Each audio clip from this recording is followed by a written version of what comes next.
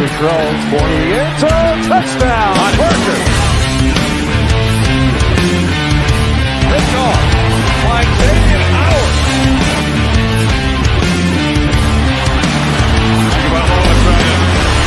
Make up for it. Fires to the end zone. Touchdown.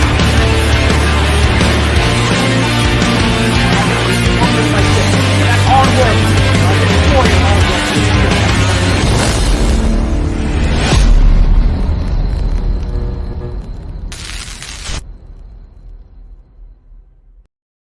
What's good, Fin Nation? What's good? It's your boy Reason, and we're back here for another one. Often imitated, never duplicated. You already know what it is. And I'm joined by the homie Rhino Sith, the god of the mod squad, and the right-hand man, the pastor. Peace. How you guys doing? Fins up, guys. Bro, so me, Damien, and Rhino, we decided to go out. I went out into a field out in my hometown. Damien did the same. Rhino did the same. we timed each other, and for some reason, we both ended up around the 4.15 range on our 40 today. And we did a 10-yard split in about 0.9 seconds. So we look like we're going to be drafted to the NFL right now. It's ridiculous. No, dude, I ran from my house to Publix in like 5 seconds. Okay, that's how fast I was.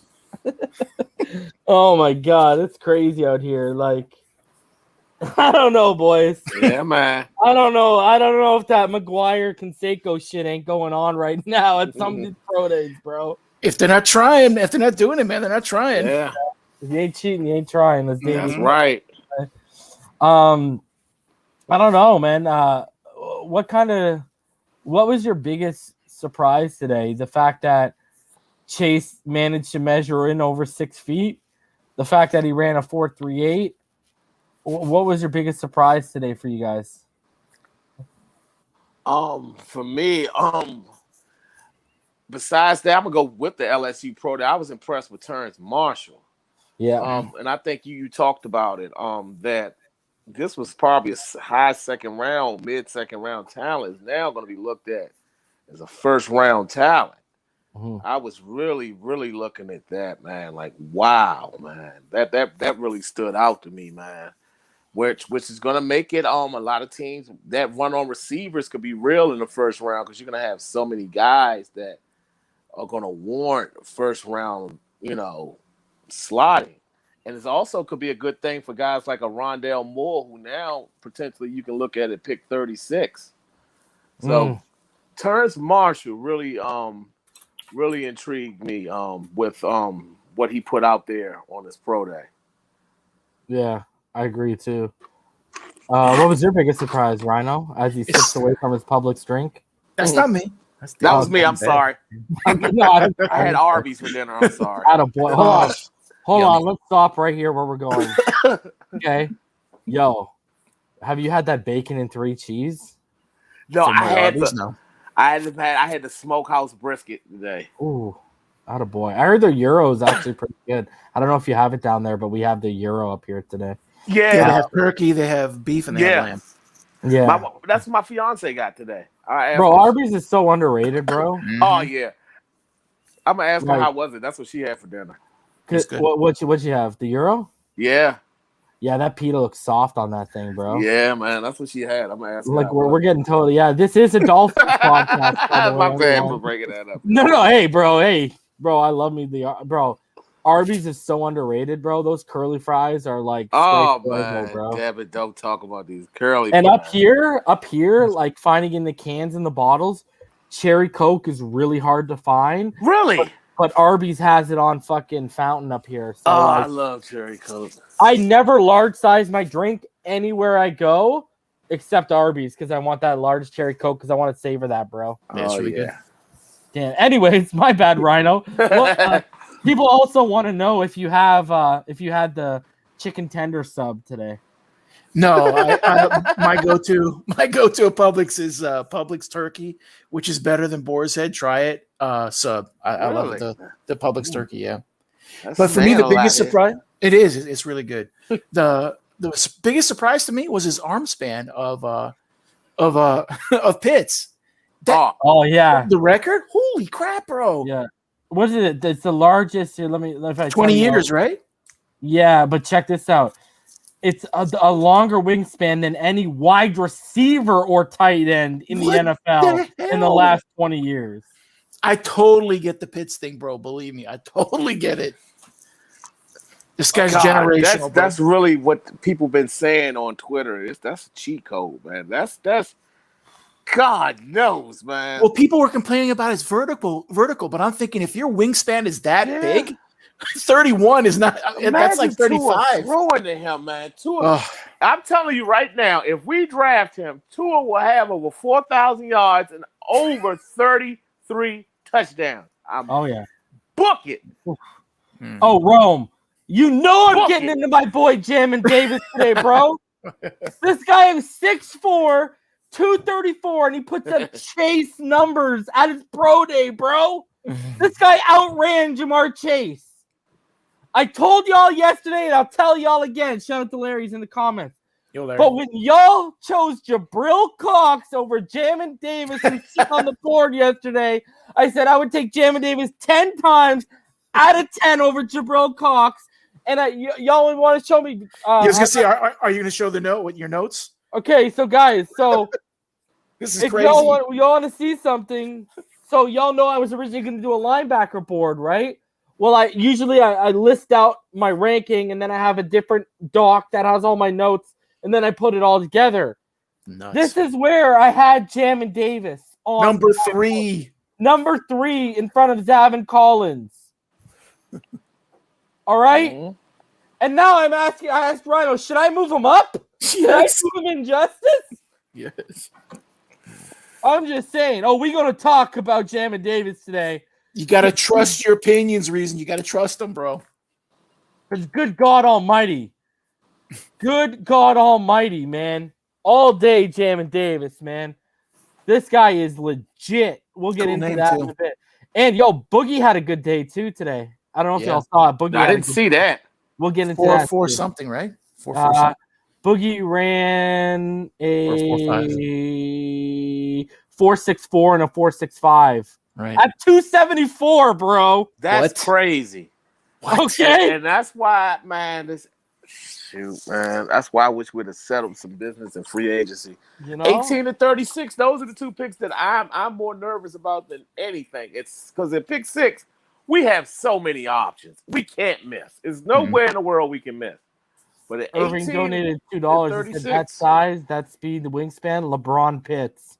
God, yes. I hope he's a Dolphin, man. I'm just happy Boogie validated me, man, because I've been talking about this guy for time. I've been talking about this guy for 9 months. Well, Reason, we're going to have a shot pick 36 because he's going to go between 36 and 50. I just don't know if he'll be there at 50. He might rise after today. I don't think he's going to be there at 50, bro. Yeah, so, but that, I guess we'll talk about that later, the predicament that we've put ourselves in. Yeah, and he's in my top 5 of my big board, so that'll be dropping tomorrow. So we'll get into Boogie in a little bit. All right, you want to start off with should we start off with LSU? Get Chase and Terrace out of the way. Yeah. All right, because we got a lot of Kyle Pitts stuff. Yeah, that's what I want to talk about. We got a lot of Kyle Pitts stuff. Even my avatar is Pitts. There you go. Attaboy. At 84, I love it. I posted on the Phinside the NFL Instagram the one of him going like this in the jersey. I might have to change it, bro. Because it's gonna be Pitts or Smith. I think they're locked in, guys. I'm telling y'all right now, we're gonna get into Chase and Terrace. What's the media talking about today? Oh, Jamar Chase ain't making it past 5. Jamar Chase ain't. I'm telling y'all, Jamar Chase will be a Cincinnati Bengal. Book it. And Chris Greer and Godsey were at the LSU Pro Day today. All right. And then Flores was at the Florida Pro Day today. Well, can I say something reason about that too? Oh, go. I just want to put something out there. That also doesn't mean that Chase is the only wide receiver they were looking at. And I'm not knocking Jamar Chase because hey, guess what? What he put out on tape the year before last, you can't overlook that. And he proved. I know me wrong on what he ran and what he measured. So I'm not taking it away from the young brother, and I hope that for his family, his financial gain, he's drafted number 5 overall or early. Yeah. But I'm just saying, Terrace Marshall. Yep. What if it's Pitts at 6 and Terrace Marshall at 18?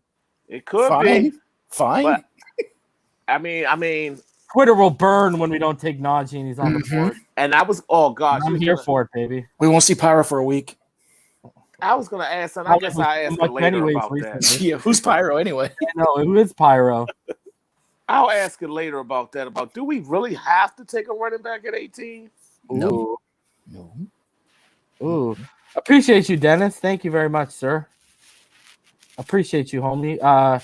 He says, Dennis says, nice. It up. Reason I love the content. Oh man. Reason I love the content in your channel. I just joined your Patreon page and Twitter because of what you're doing. Keep up. I appreciate you, homie. Thank you. All right. So let's get into Larry. Okay, Larry makes a good point before we get into this. Mm-hmm. Never thought Jamar would run a sub 4.4. Either did I. He looks like he's 4.45 on tape. He don't look like he's 4.38. And I'm wondering if LSU measured him in his cleats in terms of his height. Anything to get the competitive advantage, bro. God. Oh, I ain't taking. People are wilding out about Toney. Cooking. Man, I'm taking Terrace Marshall over Kadarius Toney every And don't day. our boy run tomorrow? Tomorrow reason? Rashad Bateman runs tomorrow. Yeah, that could change everything too tomorrow also. Yeah, people need to not forget about him, bro. People are forgetting about that homie. All right, so let's get into let's show some visuals, and then we'll get into the actual stats. So we'll start off with Ja'Marr Chase's vert. So this is his vert. This is Ja'Marr Chase's vert, and it's a 41-inch vert. What? 41 inches. What the hell? Yeah. You can't fake that, bro. No, you can't. He's explosive, man. He had 11-foot broad jump. 41. Bring it back one more time.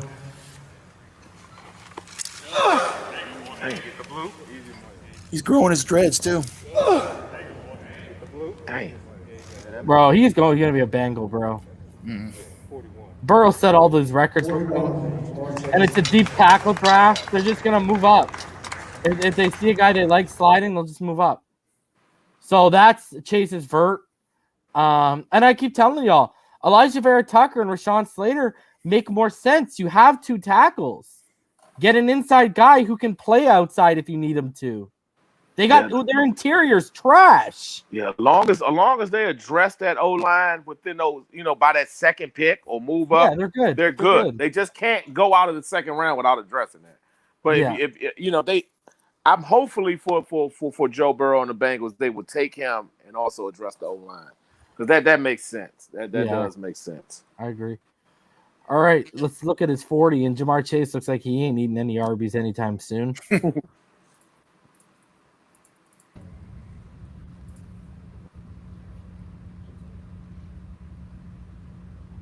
It doesn't even look like a 4.38 when you actually watch it. No. So, one more time. But it is NFL scout timed, I believe. Yeah. He's had a while to prepare for this, man,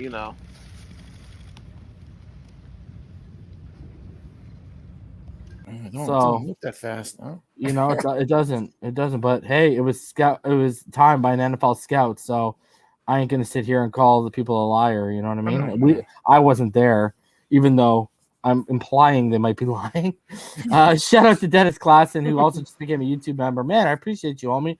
Thanks for the crazy support, man. I love it, bro. All right, let's keep it rolling with the Terrace Marshall 40 times. All right. And remember, this guy's 6'3", a little bit over 200 pounds, and he's doing this, okay? And if you guys go back to my wide receiver big board when I had him at 6, which is because Rondell Moore's in front of him, I saw someone today. They said, "Yo, if Jamar Chase was 5'9", he'd be Rondell Moore." So, all right. So here's Terrace Marshall. I absolutely love this wide receiver class. It's crazy. Like, I feel bad at having him at 6, but I like Rondell, and I got Chase and Bateman and Waddle and Smith. Like, it's vindicated kind of a little bit, right? Like, I don't think you can go wrong with any of them, really. that's what's crazy, bro. You can't. With the top 6, they're all solid, man. Yeah. And then you start getting the slot guys. And look at, he had a little bit of a chug-a-lug start, eh? Maybe it's just the angle. Must be the angle because he looks slow there too. Yeah, he got a little bit of a chug-a-lug. And guys, Marshall ran a 4.38. Damn. I'd rather have a big guy with speed like that. Give me the size and the speed. I like the what's crazy? Size and speed. You know what's crazy, Damien? I don't know how much tape you've watched on him, but you see, if you go back to my scouting report, I talk about his ability to stretch the field vertically with his speed. I literally said, guys his size shouldn't move the way he does. I watches him. I remember he helped me out in the Texas A&M game when LSU was getting like 15 points. Always back to gambling. I'm a fan of Terrace Marshall. But what I'm saying is he looks it. Yeah, he does. And that's that combination that I love, size and speed. That if we were to take him at 18, Preston Williams would be shitting bricks. Let me tell you. I think it'd be over for Preston Williams, bro. Preston would be shitting bricks if we were to take him at 18. I think it'd be over, bud. I think the writing would be on the wall for Preston. It'd be go home, see you later, bud. The guy showed it. Especially being the number 1 guy at LSU last year, knowing all the attention was coming his way. And guess what? He showed up with bad quarterback play. Bad quarterback play, bro. The kid showed something, man. Every LSU game, you knew where the ball was going to. Yeah. You're damn right. And he balled out, bro. Yeah. So, I don't know.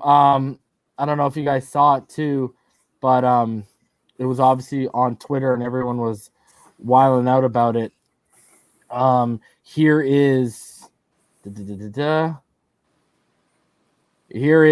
Greer and Godsey talking to Jamar Chase. Yeah, that's so.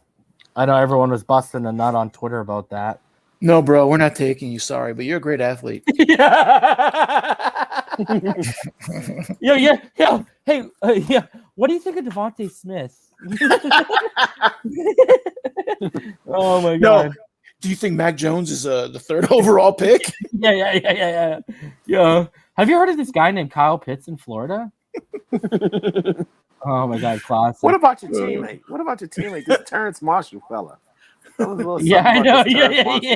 Yeah. What's going on with that guy? Could I gotta ask you this? Could this be what it is? Devontae Smith and then Jamar Chase sitting there? That's the smoke, right? That's the smoke we're hearing. I mean, we'll find out, but Rhino, did I light that fire? That's the real question, my friend. Yeah. But it makes sense. Not like you're pulling it out of your butt or anything. Yeah, I know, but everyone's like, bro, the pushback you get if you mention that on Twitter about, oh, they got to take Panay.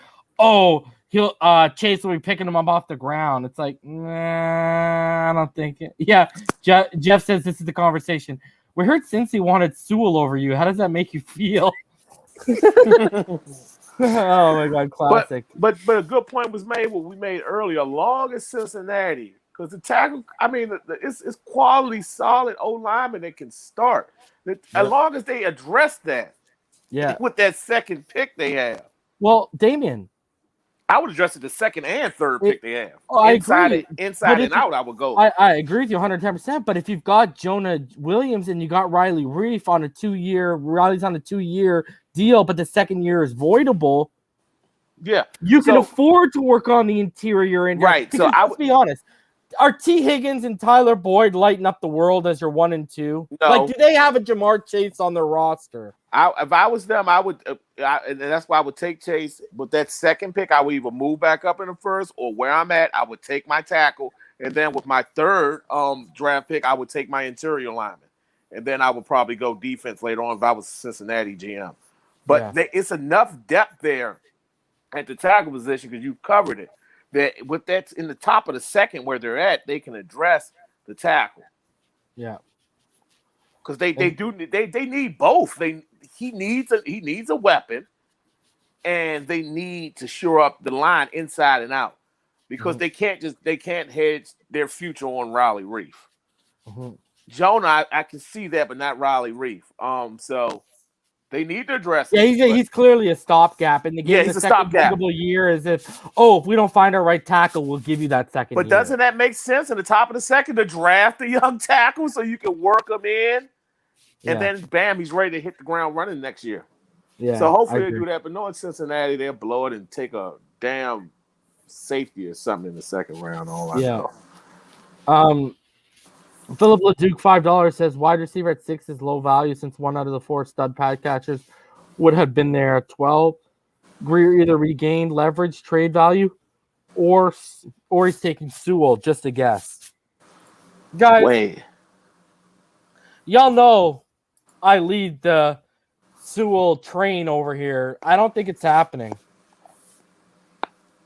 I keep going back to this. They knew Cincy would take Jamar Chase or Penei Sewell, and they were fine with landing behind them. Yeah, I don't know, man. That's what keeps popping up in my head. Yeah. So those two are probably not the target by that logic. Yeah. They're not. But they wanted to get in front of the most wide receiver needy team. Why is that? Just saying. Which is Detroit, guys. And let's be honest, guys.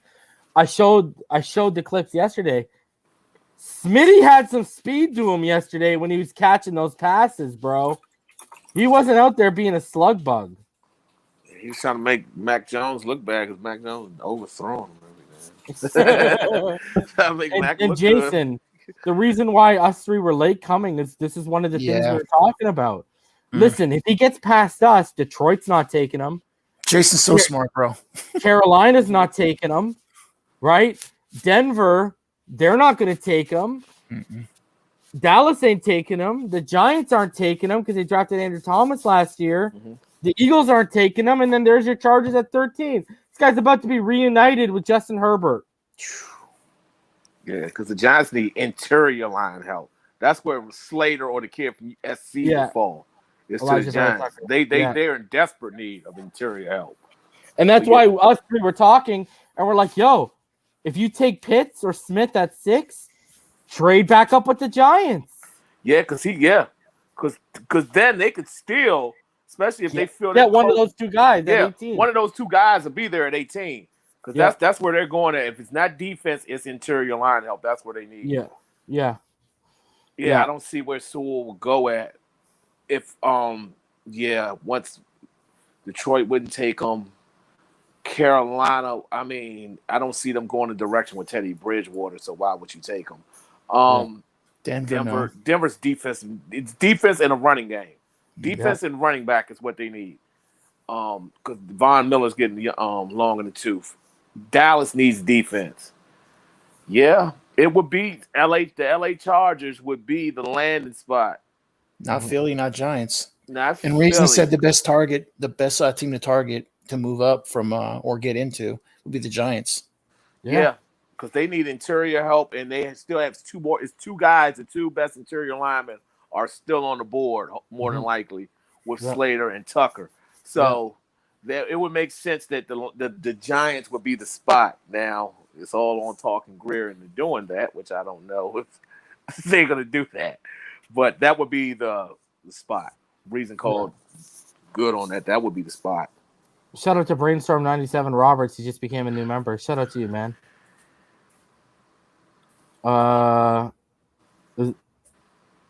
Powerhouse, what are you talking about? He said that's me. Oh, that's Powerhouse. Thanks, Power.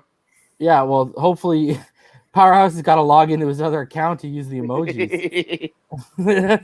Appreciate you though, homie, man. Okay, so let's keep it rolling. Let's get into let's go over the actual stats so we can show everyone what went down today. All the measurables of everyone. Okay, so here's what went down with the LSU Pro Day. So Jamar Chase, just came in a tick over 6 feet. He weighed 201. He came in at 9'5". Hands are 9 5/8. His arms are 30 3/4. His wingspan is 7. Those are short arms. His wingspan is 74 7/8. His 40-yard dash basically came in at 4.38. It all depends on who you want to believe, because someone else put it out that he ran a 4.34, but no way. His vert was 41 inches. His broad was 11. His vert's impressive. Yeah, his vert. And the vert and the broad jump show the explosion of running a 4.38. That's what's crazy about it, right? Confirms it, yeah. Yeah, the short shuttle was a 3.99, and his 3-cone was 6.96. Terrace Marshall, baby. Terrace came in at 6'2.5", 205. I guess it came up. It got boosted up. He had 9.5 hands. He had 32 3/4 arms, 78 1/8 wingspan. He ran a 4.4. I saw earlier today the unofficial time was 4.38, so I guess they changed it. He had a 39-inch vert and a 10.5 broad jump. So 39 at 6'2" is very impressive. Yeah, and he did 19 bench reps. So I know there's more people that no one gives a crap about Racy or Torrey. Jacoby Stevens, the safety, buddy, 42-inch vert. Crazy. Tyler Shelvin. Yeah. He came in at 6'2", 350, bro. Oh, yeah. What? His hands were 10 1/4. His arms were 33 5/8. His wingspan was 80 1/4. He ran a 5.4 40. That's 350. I love it. That's good. He had a vert of 28.5 out of 350. I had a 350. But if he would have hit 30, I would have fallen out of my chair. Oh my god. It's still impressive. An 8'1" broad jump at 350, bro. Yeah. Man, he didn't bench press though. His short shuttle was 5.05. His 3-cone was 8.15. Oh my god. Gabriel Cox, injury, something. he didn't test because he's got a left hammy, and it says he'll work out for scouts in mid-April. So he came in at 6'3", 232, 9-inch hands, 32 3/8 arms, and a 79 wingspan. I wonder why Shelvin didn't bench. That might have left some money on the table as far as I agree with that. Benching. That's important. Florida's told him not to do it. Florida's told him not to do it, bro. Said, just don't do it here. No, it's Greer and Godfrey. Yeah. We want to see you about 81. Yeah. You don't do nothing. Because I'm sure he'd have put that 25 up at least. He'd have probably been teetering third. He wouldn't have been Larry Allen crazy or nothing like that. You know the center from is he the center or the tackle from Kentucky, Landon Young? I think tackle. Yeah, he's a tackle because Drake Jackson's the center, right? Uh-huh. He put up like 34 bench reps today, and that's the bread. Like how the 40 time is compared to receivers and D-backs. That's what lineman is that bench. Yeah, it's that bench for offensive defensive linemen. Is that bench? I can't imagine he's not strong. That's the freak show for the lineman for the big guy. Yeah. Bro, I saw someone saying today, take Gregory Rousseau at Safid Dean. He did. I saw it. I saw see that mock? He's put a statue. Yeah. Put Rousseau at 36. I said, bro, I'll put a statue out telling you the worst mock of life. I don't. He's not the best pass rusher coming out of that team. That's home cooking, bro. That's all that is. Yeah. But I just don't think he's the best pass rusher, on that University of Miami team. Mm-hmm. RT. Oh, I'm going to be talking about my boy Jamin Davis, bro. You must have tuned in late. Don't you worry about that, bro. It's coming. But you know what's crazy? When I showed all those Russo's numbers, like the guy's literally Deion Jordan reincarnated. I'm good. Oh God, I am good. I don't think we have nothing to worry about drafting that player. I don't think. Yeah. Flo's eye for defense. I don't think we have to worry about that. Yeah, that was the worst pro day of all time, bro. This was the past regime, then I would say we'll probably have to worry about that. Yeah. All right. Let's get into the main event. Oh yeah. All right. So let's start off with Kadarius Toney's 40 before we get into Kyle Pitts. Because Kadarius blazed like a 4.39. Wow. So here's Kadarius is 4.39. One more time for y'all. That looks like a 4.39, bro. Yeah. That guy's running, and even look at his start. He's wobbly. Look That at guy's a specimen, dude. Yeah, he is. He's gone. So shout out to Kadarius Toney. Only problem with that is he's like a pure slot guy. I'm good. Mm-hmm. All right, now let's get into the main event that everyone showed up for. So let's start off with because we're gonna show some Kyle Pitts stuff, and then we're gonna show some interviews because his coach had some interesting comments about him after, and Pitts had some good comments after. So let's look at Pitts right here. All right, so we're gonna see his broad and his vert right now. 25 pounds, vert at just over 33. Look at that wingspan. That is longer than Mekhi Becton, who was drafted in the first round last year as a left tackle from the New York Jets. So, I mean, this guy has it all. One of those uncoverables, DJ. I mean, he's a matchup nightmare. Think about the young quarterbacks in the NFL. What did he bench? How many reps? How many reps did he do? Yeah. Because it's 225, right? On the thing. Mm-hmm. He did 22 bench reps. Let me tell you something.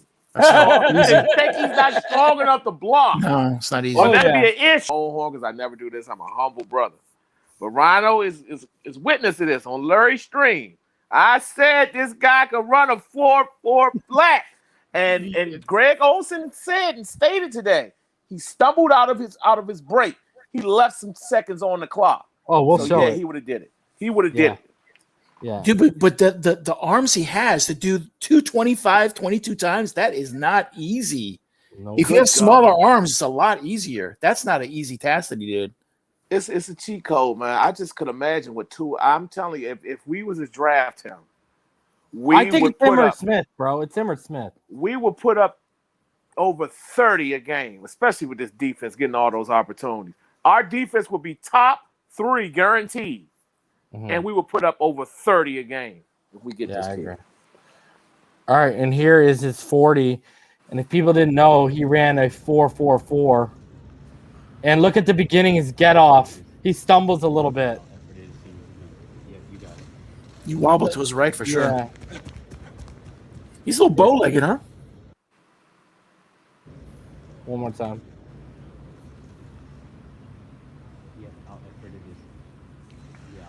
Oh, man. Yeah, that wobble to the right. Yeah. Bro, this guy is a specimen, bro. This guy is an absolute specimen, dude. We would give defenses nightmares with him and Kaseki and DVP, Fuller, and Preston. It's going to be Pitts or Smith, bro. We wouldn't need to take a running back at 18 with this. It would open everything up. I said I was 99% sure it was Devontae Smith. I'm like 55-45 right now. What you think was going through Flo's mind, man? I'm asking grinning ear to ear, bro. Saying, imagine what I can do with him and Gesicki. Because he'll be your Gronk. Yeah, if anybody appreciates, anybody appreciates that, it will be him. Because guess what? People don't remember they got them to a Super Bowl. They lost, and they should have won, but they lost They got to a Super Bowl running that. Jeez. So, these were the official. Some of the results. Kadarius Toney, he came in at 5'11 and a half. He weighed 193. He had hands of 9 1/4, arms of 31 1/4, wingspan of 74 3/4. He put up a 4.39 and a 4.41 40-yard. He had a 39.5-inch vert. He had an 11.4 broad jump, which is ridiculous. He had a 4.25 short shuttle and a 6.88 cone, and he put up 9 bench reps. That a boy. Nine's not good at all. Yeah. Wow. And if anyone's interested on Trevon Grimes, there you go. That's what he put up. Let's get Kyle Pitts, dude. Kyle Pitts. So Kyle Pitts, he measured in at 6'5 and a half, 245. His hands were 10 and 5/8, which is that guy has mitts, bro. Yeah, he ain't dropping nothing. No wonder. It's almost 11-inch hands, bro. Bro, no wonder he didn't drop nothing in college, bro. He's a monster. 33.5-inch arms, and then his wingspan, guys, 83 3/8. Again, that is a longer wingspan than any wide receiver or tight end in the NFL in the last 20 years. So that means he has a very broad chest, very broad shoulders. You're getting into what's that radius, bro? NBA players now, of like power forwards in the league, man, in the NBA. That's what type of wingspan you're talking about with this kid. Like Jesus, like Mike Gesicki ain't this guy. Okay, and then he ran a 4.44, and that was done, as you can see here, by an NFL scout. He had a 33.5 vert. He had a 10.9 broad, so he almost hit 11. He had a 4.3 shuttle. He had a 7.12 3-cone, and there you see he put up the 22 bench presses. That is the offensive rookie of the year. 25. Oh boy, I agree. Like the offensive rookie of the year, right boys. That is, and I don't know if you saw, but the corner Marco Wilson. Mm-hmm. He put up a 4.37 40 and a 43.5 vert. And at 191, 5'11.5, he did 26 bench reps. Oh my God. Yeah, bro. 225, 26 times. Okay. Yeah. Crazy. And then for people interested in Slayton, the defensive tackle, came in at 6'4", 330. 9 1/8 hands, 32 5/8 arms. He had a wingspan of 80 1/8. He did a 5.09 40 at 330 pounds. He had a 29-inch vert, a 9.1 broad, short shuttle of 4.81, a 7.91 3-cone, and he put up 27 bench reps. Wow. So, all right, let's get into. I want to show some interviews that went down after. Pitts went out there and absolutely lit the world on fire, including Twitter. So let's listen to the coach Dan Mullins first talk about Kyle Pitts, guys. What can you tell us about Kyle Pitts that we don't already see and know? Well, I think people keep seeing every day it's something special. He's such a special athlete. And I tell you what, he's a lot of fun to coach.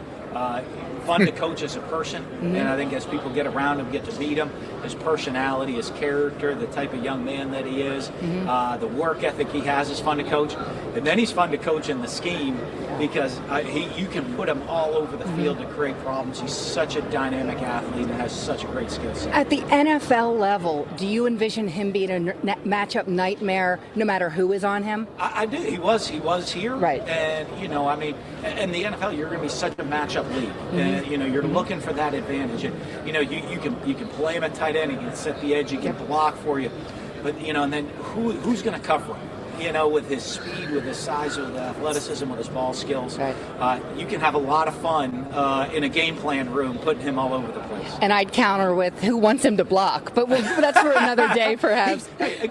He can do that good enough. Say he couldn't. I don't know that you're going to, you're not real smart if that's where you're making your living, just having him block every day instead of putting the ball in his hand. He ain't lying. Gailey would make him block. I know. I said Gailey would make him block. Oh my God! All right, so here's Pitt's interview, and guys, he says a lot of interesting things here. Well, it says when they ask him about matchups, so check what he says. Do you match you up with if you had to as a defensive coordinator? It would have to be what, a really fast linebacker or a really physical corner? I would say either both, but I feel like I'm still going to win either way.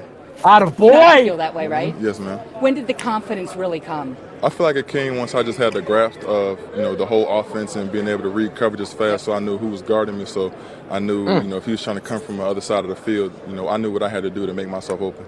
I hear from folks in the NFL you're more Kelsey than Kittle. You cool with that? I'm definitely cool with that. That's somebody I try and model my game after, and I take tools from his game and try and add it to mine, to make me a great player. Bro, this guy, I love his character, man. Good character. He's confident. He has it all down packed. Good head on the show. You can tell he was raised right, man. God, man. I don't know, bro. I I'm used to say telling Panay or Pitts at 6. And then I was telling everyone, I think they're going to take Devontae Smith. Just because I think they're going to take him doesn't mean who I wanted. It's got to be Panay or Pitts if they're there, bro. I just need Atlanta to get out of our way. You really think they're going to take him, dude? I'm With Hayden scared. Hurst? I'm just scared about that. What put on like what we just saw today, and that any logical GM would say, okay, we got 2 years with Matt Ryan, with these receivers indoors, fast track. I'm just wondering. That's Arthur Smith, their head coach, doesn't run a lot of 12-man personnel, and they gave Dave Hurst the bag last year. Yes, they did. That I mean, yeah. He will now if he gets him. Doesn't Panay make a little bit more sense to protect Panay makes Matt total Ryan? sense. Panay makes total sense. A lot of talk today about them taking a quarterback too. Yeah, it's just the wild card. I don't know. God. Buddy, the wild card is imagine if Cincy takes Pitts instead of Chase. Oh boy. Well, it's gonna be Chase though. It's gonna be Chase. I don't think Pitts will go there. I think with Cincy is either Chase or Panay. Or Panay. Yeah, I agree with that. Either or. Yeah. And look what Adam Beasley said. He said Brian Flores spoke with Kyle Pitts today with positive feedback and plans to call him again this week, Pitts said. Good God almighty. I'm telling you, I will have that jersey as soon as it's available. I'll just order me an elite jersey and just put the name on the back. I have to get one. I'm a Gators fan, bro. Oh yeah. I'm getting it. I'm fucking getting it. I've already talked to some people and said for a wedding gift, that's what I will have. I've already let that be known. You gotta wait till we know his number though. Yeah. Don't be one of those guys who gets number 21 because it's a 2021 draft on that. I know somebody did that idiotic stuff too. Bro, the worst thing is guessing someone's number, right? Gosh. I just hope it happens. Imagine. We don't have an 84 right now. There's no 84 on the team. Oh, you can book it. Yeah, no 84, Rhino? No 84 listed. Yeah, because it was Isaiah Ford, right? Oh, good. And he's gone. Maybe they got rid of his ass so they could. Yeah, but he might not choose 84, so you don't know. I mean, I assume he would, but you never know. What am I watching here on AEW? Wow, I'm not going to say that reason. Yeah, you better not say nothing. Oh, wait, God. I was about to really, God, this news right here is looking surprised. Oh, my God. Yeah, are you for real right now? This guy. Moxley and the Bucks are together, huh? Whoa. Why are you saying, look at this guy. I'm not going to tell you anything. You know, I always shut up. Let me turn to NXT. But, I hope we, gosh, I wouldn't be mad with neither. If it's Panay, if it's Smitty, Waddle, whoever, I just want this guy because I know what it can open up for this team. And it can mask a couple of deficiencies we have, especially with this run game. Yeah. No, I agree with that, bro. And I think that would be Tua's best friend. I think you would see a assassin out there if he had this weapon to his disposal. This is what you get a young quarterback right here. Any quarterback. Let me just phrase that. Any quarterback. This is Travis Kelce, a faster, more athletic. Yeah, it is. Yeah. We haven't seen a tight end like this before, bro. No, it's cheat code. Like Colin Cowherd was interviewing a childhood friend of mine. We see you, Tyler. Don't worry. We see you. Star Pro Bowl tight end in his day, Vernon Davis. And, he was the first one. He ran a 4.39 coming out of Maryland. But even Vernon's I set the prototype, being this fast physical receiver. But this guy, Kyle Pitts, he's a league of his own, man. This catch rate, going up and get it, the big hand, the speed. Yeah. He's a willing blocker. That's all you need from him. But, you don't want him to do that, but he's a willing blocker. Yeah. He's, man, gosh. I don't see we would be unguardable with Gesicki because Gesicki's the top 10 tight end. Well, like I've been saying, since we moved back to 6, it makes sense. Either him or Devontae, and Pitts specifically because of the amount of we're the 5th most 12-man in the NFL. Yeah, we don't have to put Adam Shaheen or none of those guys out there no more, man. Look at Pyro showed up to hate on Pitts. Pyro, you can't do it this time. Not this time, Pyro. You can't do it this time, buddy.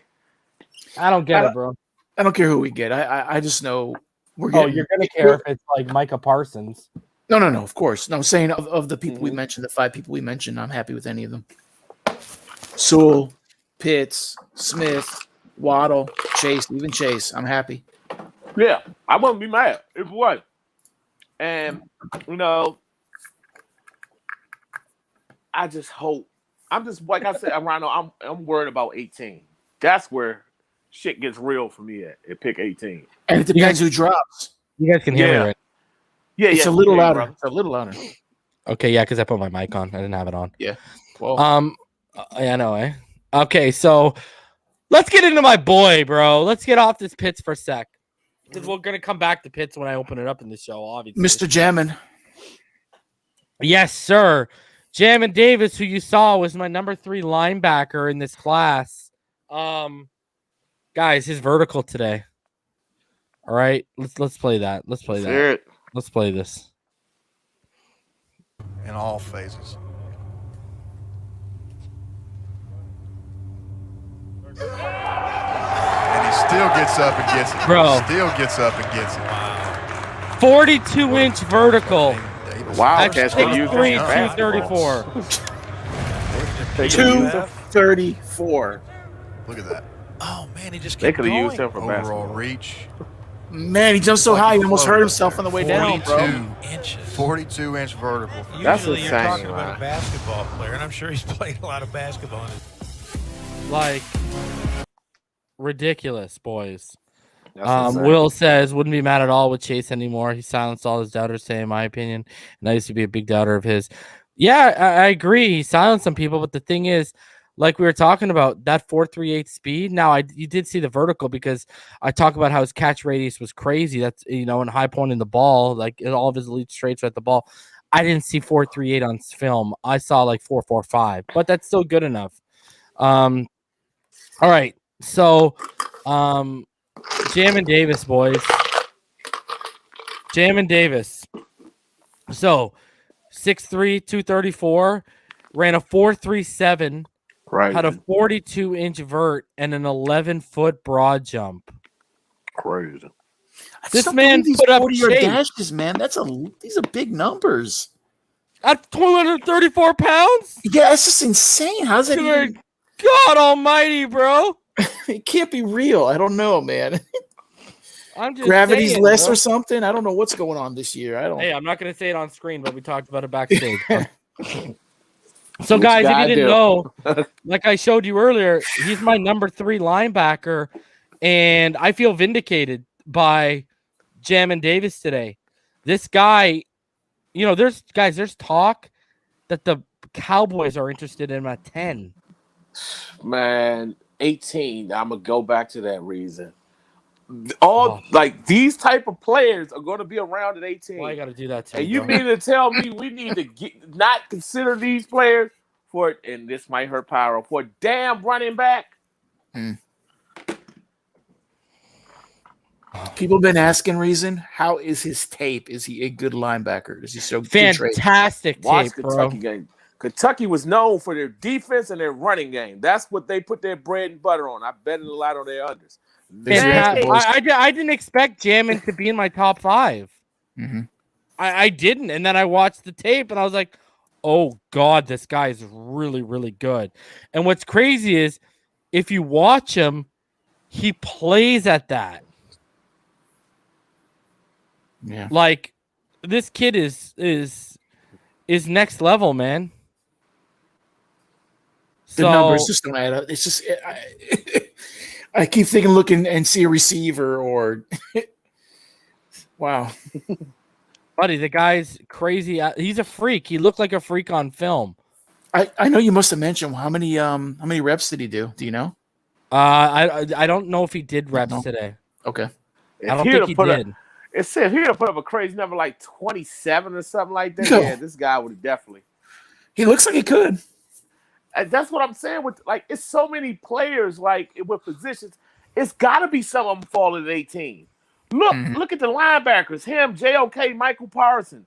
More than one. All More these than one players player. like in the top 20. Then you have, Panay's going to go. Slater and Tucker probably go. They're going to be in that mix. Then you got all the receivers. Then the quarterbacks. So somebody's falling at 18. Your boy Quiddy. Man. Oh, man. Somebody's falling at 18. It's looking like you might have the pick of the crop. Who, we? Us? At 18. And that's what goes back to my point of selling in some of these issues in free agency. Yeah. Like, Jamin's only question mark is his coverage ability, but you see that athleticism and you're like, yeah, I can make that work. Yeah. Like, you can make that work. Gosh, man. I don't know, Reason, if you need to do a stream on what we're going to do at 18 and 36. I know, man. Yeah. And, that guy, the way he plays through traffic and contact, and he's like such a sure tackler. I mean, damn, he's so good, man. He is. And what's crazy is when you look at his explosive and his burst in condensed areas, that's why I believe what you're seeing there. Do you know how high you'd have to throw over this guy to get the ball over him? Do you know how high you have to? I mean, what in the world? 42 up top of 6'3", which is 9 foot, bro. That's 9 foot, almost 10 feet above his head for him not to touch it. I mean, what the? And that's no adrenaline. With him, adrenaline probably do more than that. That's crazy. Valoa says, have Jamin Davis play running back for us. Why not, bro? Yeah. Like, bro. Buddy, if I draft him, I'm putting him up against Kyle Pitts and saying, okay, you said you can – everyone's a mismatch for you, right? Let's see what you got, kid. Let's see what you got, man. So, Jamin's that dude, man. Jamin is legit that dude. Love that kid. It's a good draft, man. It's a good draft. Yeah, it's a ridiculous draft. I might have to add him to my man crush list now. I had him at 3 already, but now after seeing this, I'm in love. All right, so guys, that boy Boogie was out there today. Boogie who? Boogie Basham, baby, was out there doing his thing. And Boogie, y'all already know how I feel about that. Like, he's one of the few loves of my life. So let's get into Boogie because I do actually have his 40. So we'll get into Boogie here. Okay, so here is Boogie Basham's 40-yard dash. Right here. All right, so here's Boogie's 40-yard dash. He ran a 4.64 at 274 pounds.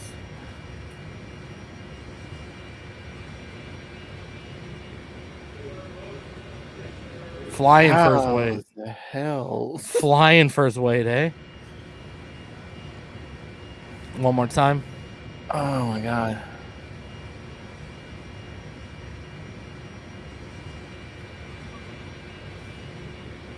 That shouldn't be possible. It shouldn't, should it? No. But it is. And he's up. He's up, dude. He's up on his feet, man. He is running for real there. Yeah, he ain't holding back, is he? Crazy. So, I mean, yeah, it is crazy, bro. Like, you already know how I feel about Boogie.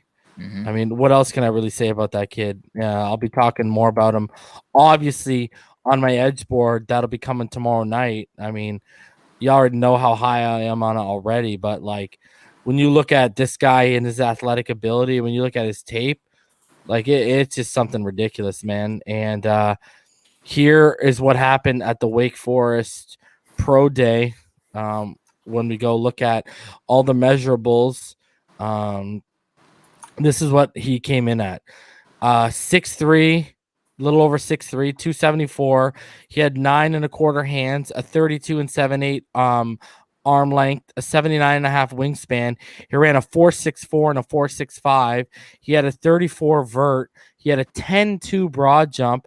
He did a short shuttle of a 4.25, and his 3-cone of 7.13 is really, really good. And he put up 20 bench press. That's not bad. If you guys remember, like, Gregor Russo, he put up like a 7.5 3-cone, right? Like, he absolutely bombed. So, I mean, when you look at this, guys, like, when you look at Boogie, man, like, what an athletic profile for a guy his size, huh? Mm-hmm. Sure. Like, and that's another guy at 36 where, what do you do, bro? You pray. Yeah. You have to pray to an extent, I guess. Mm-hmm. So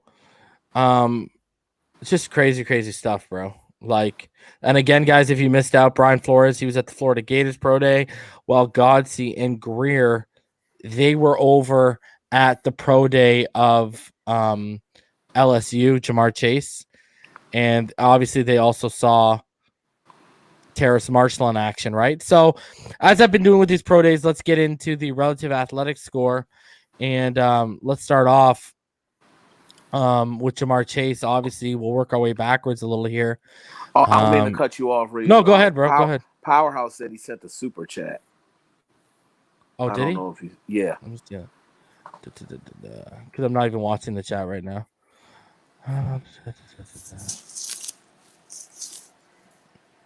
I can read it if you want, Reason.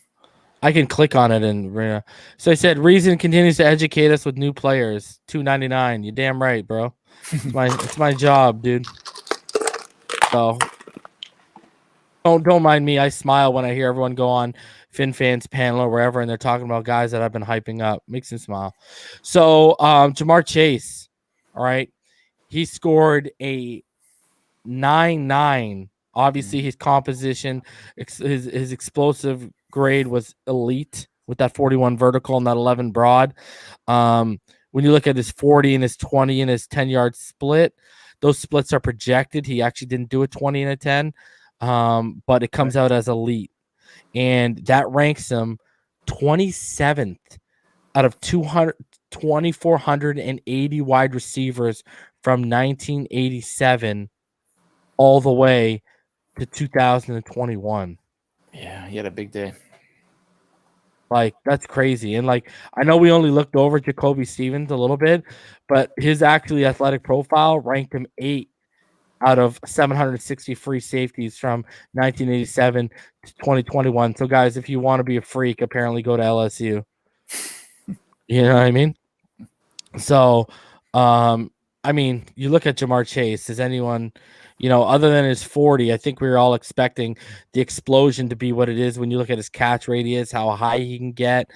I mean, that's really not a surprise. His 40 and him coming a tick over 6 foot is actually what's a surprise to me, because if we look at that picture that I brought up multiple times, he does look way shorter than Justin Jefferson and Devontae Smith, who are both 6'1", right? So anyways, Terrace Marshall, he scored a 9.94. He had a great explosion grade. He had an elite speed grade for his size. And guys, guess what? He ranked 15th out of 2,480 wide receivers from 1987 to 2021 with this RAS. So they basically produced today alone 2 of the top 15 guys in terms of RASs at that position out of 2,480 players ever graded. That's crazy. I don't know what's in the water in Louisiana, but good God Almighty. Freedom. I don't know, man. It's just crazy. I mean, top. Wow. Yeah, and guys, again, Notre Dame had their day today. Tommy Tremblay, he had a pretty good day. You know, he had a 36.5-inch vertical and a 10-foot broad, 10-2 broad jump. And he actually ran a 4.6 at 6'3" and 241 pounds. And then other than that, JOK, you know, he had a 36.5-inch vert. He had a 10.4 broad jump. And he actually did the shuttle and the 3-cone. He had a 4.15 shuttle and a 6.8 3-cone. He actually didn't do the 40-yard dash. So, I mean, it went down. And y'all have heard me talk about Tommy Tremblay before. His RAS actually ranked 111th out of 918 tight ends from 1987 to 2021. So pretty good. And Liam Eichenberg had a decent day today too. He benched 33 reps. 33. He had a shuttle of 4.58 and a 3-cone of 7.53. He definitely going in the second round. Yeah, 33. Yeah. Damien was surprised as I was when I saw that, bro. That's impressive. I mean, good for him though. They ain't drafting your ass, but good for you. All right, so let's look at how Basham came out on a relative athletic score. Come on, so Boogie. Boogie, he came out at a 9.54. Wow. You go look at his broad. You know, he ended up having a great explosion, which shows up on tape. His agility was great, and his speed grade was elite. Guess what, boys? This RAS he put up today ranked 63 out of 1,354 defensive ends from 1987 to 2021. Wow. So, Boogie's for real, boys. Dude, it just hit me. That includes the Jason Taylor and all these. I don't know why it didn't hit me before. It's a long stretch, man. Julius Peppers. Wow. All these guys. I don't know where they rank, but all those guys in the Miles mix. Garrett. Miles Garrett. You got a lot of defensive. Is it ends or just like defensive linemen in general? Defensive ends. Defensive edges ends, and edges in general. Okay. Edges in general. And we showed Marco Wilson's stats a little earlier, right? Buddy, his stats put together a RAS, a relative athletic score, that ranked him 8th out of 1,761 corners from 1987 to 2021. Wow. So, absolute freak. Absolute freak. I mean, snap diggity. That's crazy. All right, so let's look at the homie though. Kyle Pitts, guys. There we go. Kyle Pitts. This is how he ranked as a tight end. They did a RAS as a wide receiver. Oh, this is the wide receiver RAS. So he actually scored a 9.46 as a wide receiver. All right. But if we actually go to his RAS as a tight end, there's a lot of green, boys. There's a lot of green. So this is how he ranked. He put up a 9.72. All right. Obviously, elite speed, good agility, great explosion. His size is okay. But this relative athletic score, it ranked him 27th out of 918 tight ends from 1987 to 2021. Which includes Hernandez, which includes Gronk, Kelsey. Don't know where they rank. Tony Gonzalez. Got to throw him in there. Wow. I wonder where they rank. Tony Gonzalez kind of what, 97? Yeah. Tony Gonzalez. Yeah, you can actually go to their website.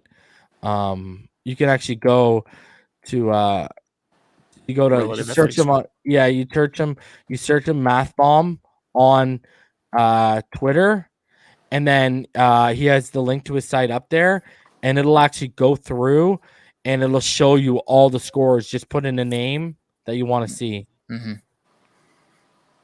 So impressive. Crazy, huh? Mm-hmm. I don't know if he has Jamin Davis's though. Let me see here. I don't think he does yet. Let me see. Yeah, he doesn't have Jamin Davis's done yet. Man, I'm nervous about this damn draft. It's gonna be fine, Damien. No matter what, we're gonna get something great. I'm not concerned about 6, Rhino. It's 18 and 36 is where I'm nervous at. Well, I can't calm me down on that one. I don't know what's going to be. I just don't know what's going to happen. Honest. Yeah, I can't do a thing to help you there. Yeah. I mean, we can't lose at pick 6.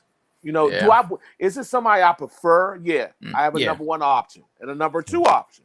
Mm-hmm. But I wouldn't be mad if it's number 3 or number 4 or number 5. I'm cool with that.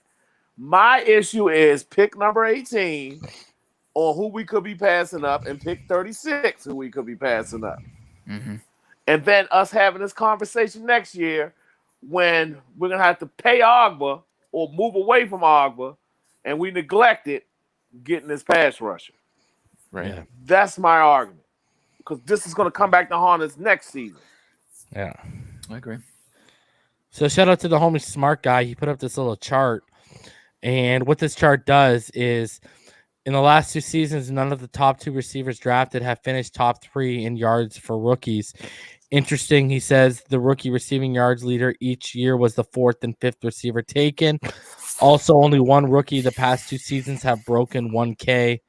So this just shows you, you know what I mean? Look at A.J. Brown, put up over 1,000. He went in the 2nd round. Terry, what a quarterback play. Yeah, I know it.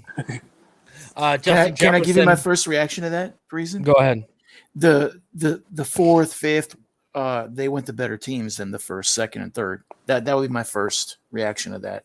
So they went to a better team. So I will say Ruggs has a decent quarterback though in Derek Carr. Yeah, he should have done better. You know, Lamb obviously would have been better if Dak didn't get hurt, right? Yeah. Well, what I'm saying is this isn't really. I Lamb would've been understand Smart Guy's point. No, I'm not putting it down, but we're not one of those teams. We're actually a playoff on the edge of the playoff team. So we're like a 6th, 7th, 8th where a wide receiver would normally go to. And in all fairness, DK Metcalf, basically, if you listen to what he says, Russell Wilson just said run because he had no route tree. Yeah. So there you go. And just for comparison, Ruggs had 452 yards, Judy had 856, and then in 2019, Marquise Brown had 584, and Keneal Harry had a whopping 105 yards. Oh yeah. Ooh. So just for comparison, so a little interesting thing to show that you don't have to have the first wide receiver off the board, but like what you said, you know, where you land matters with quarterback, with defensive players, what scheme you're running in, the coach you have. It all matters, the environment you land in, right? So this is a science project, what we're about to do. This is a science project. This is a very good team picking in the top 10. And would have been top 5, top 3. It's an experiment. What's about to happen with us? So that's the way I see it. I don't know. I think Damien's thinking about sticking his head in his snake tank right now over 18th and 36th. I just don't. I mean, like I get when he's quiet, he's in deep thought. You can tell. Some people like in the chat, and I agree. I get what they're saying, talking about we can't go wrong at 18. Okay, just imagine this. Okay, we take the running back, whether it's ATM, Najee, whatever. Okay, and we pass up on that pass rusher who could potentially in a rookie season get us anywhere from 7 to 10 sacks a year. I mean, that's passing up on that and going into next season with having to pay Ogba. I mean, we put ourselves in a jam there, man. We put ourselves in a serious predicament there that I just don't like. Or, say, for instance, I mean, we do take Pitts. And then you have a Terrace Marshall or Bateman or somebody there at 18 or Rondell Moore there at 18. Or Boogie Basham right there. I mean, Rondell Moore at 36 or Boogie Basham right there at 36. Then but just look at last year, how we panicked. It looked like we panicked last year. So, yeah. I mean, we were at 18. I mean, I'm not sitting here and say Jackson was wrong, but there are other moves that in hindsight might have been a lot better. So, and then they dropped the ball again because they were so passive and they played around with that pick because they wanted Cesar Ruiz. Should have moved up and got him if you wanted Ruiz Should have taken him at 18. Yeah. Yeah. He got picked at what, 23? And we were picking 24, and we had to trade with Green Bay. I mean, I just don't want to be put in that same situation again. Do we need a running back? Yeah. But I mean, if that was the case, we should have took care of a need, with this pass rusher and free agency. Pyro right now. This guy. Oh, Pyro. Noise. Let me have it, Pyro. Go ahead. I'm sick of hearing you with these picks all day, every day. I'm sick of it, man. I'm tired of it. I gotta put my foot down. I have to put my foot down. Enough with this picks. Can I say one thing, Pyro? Let me ask you for real. Why don't you want Pitts? Why don't you want Kyle Pitts? Listen, I just want an offensive lineman at this point. I just don't want. Okay, I'll be real with you guys. I don't want Damien to be right. Well, because you told me you wouldn't take the truth shall set you free, Pyro. He told me he wouldn't take Najee at 18. So I said I wouldn't take Najee. It depends on how the draft. No, you didn't say none of that. No. None of that was said. It depends on how the draft. It's coming out now. That's how I feel about it. It's coming out now. It's coming out. It's not coming out. Get him, Damien.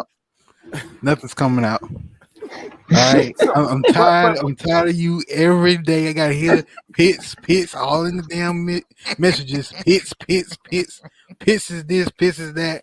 I'm like, Jesus, this man thinks he's the second coming of Jesus. Well, I'm just saying, at tight end, he might be.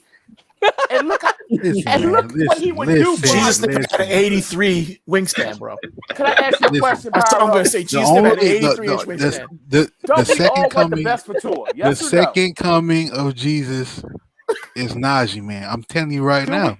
Don't we all want the best for Tua? Yes or no? Yes, and that's Najee. What the hell? He's his friend. That's it. Come on, guys. Come on. You realize we could probably have both. Right. We probably could, but you guys can both point. He may not be there at 18, so Oh, he'll be there with all these players. We're not taking Najee. If you're on the board, taking Najee at 6. Najee will be there at 18. Najee will be there at 18 now. I think Buffalo gonna trade up. Something gonna happen.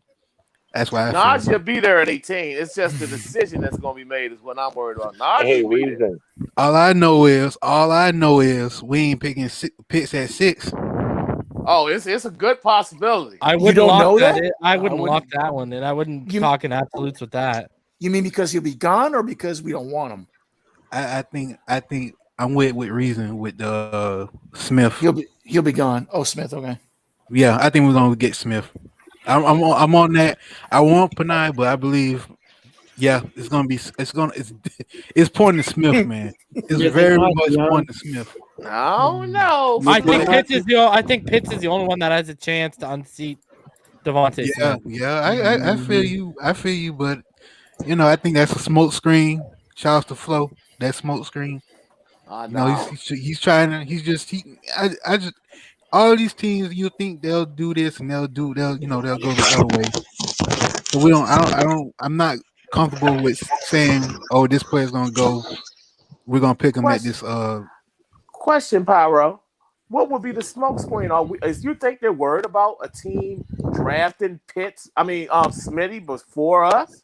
No, it's a threat to somebody to draft Pitts before us, but not that's what Smitty. I'm talking about. Pitts. They're. I think what they're trying to do is, guaranteed that some team is going to trade up, give away they pick to get Pitts. So, they can guarantee that they can get because I'm hearing the Falcons may get Sewell or Pitts. Or trade back.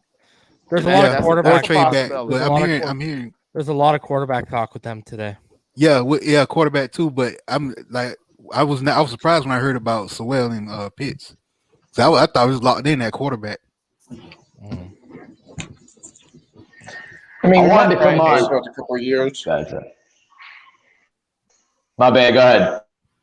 I was going to say I agree with what Reason said before. I want to be aggressive with next year's draft picks and get back into this year's draft some more. By next year, you mean the year after, or the year, or the No, 2023? start trading some picks from next season to get back into the first round and second round of this year. Being aggressive that way. I mean, we only got one first next year. If we could find a way to utilize that 2023, additional first rounder we got to move back up this year, that'd be great. But I don't know if anybody's going to be interested in that. 2 years down the road doesn't help you out much right now. But You know what? And since Todd brought that up, do you think them accumulating all those picks is for them to be more aggressive? Well, I mean, I think it was them looking at, okay, you want to move up and draft a damn quarterback in the top 3, and I know you play in the toughest division in football. Yes, I want your future first-round picks.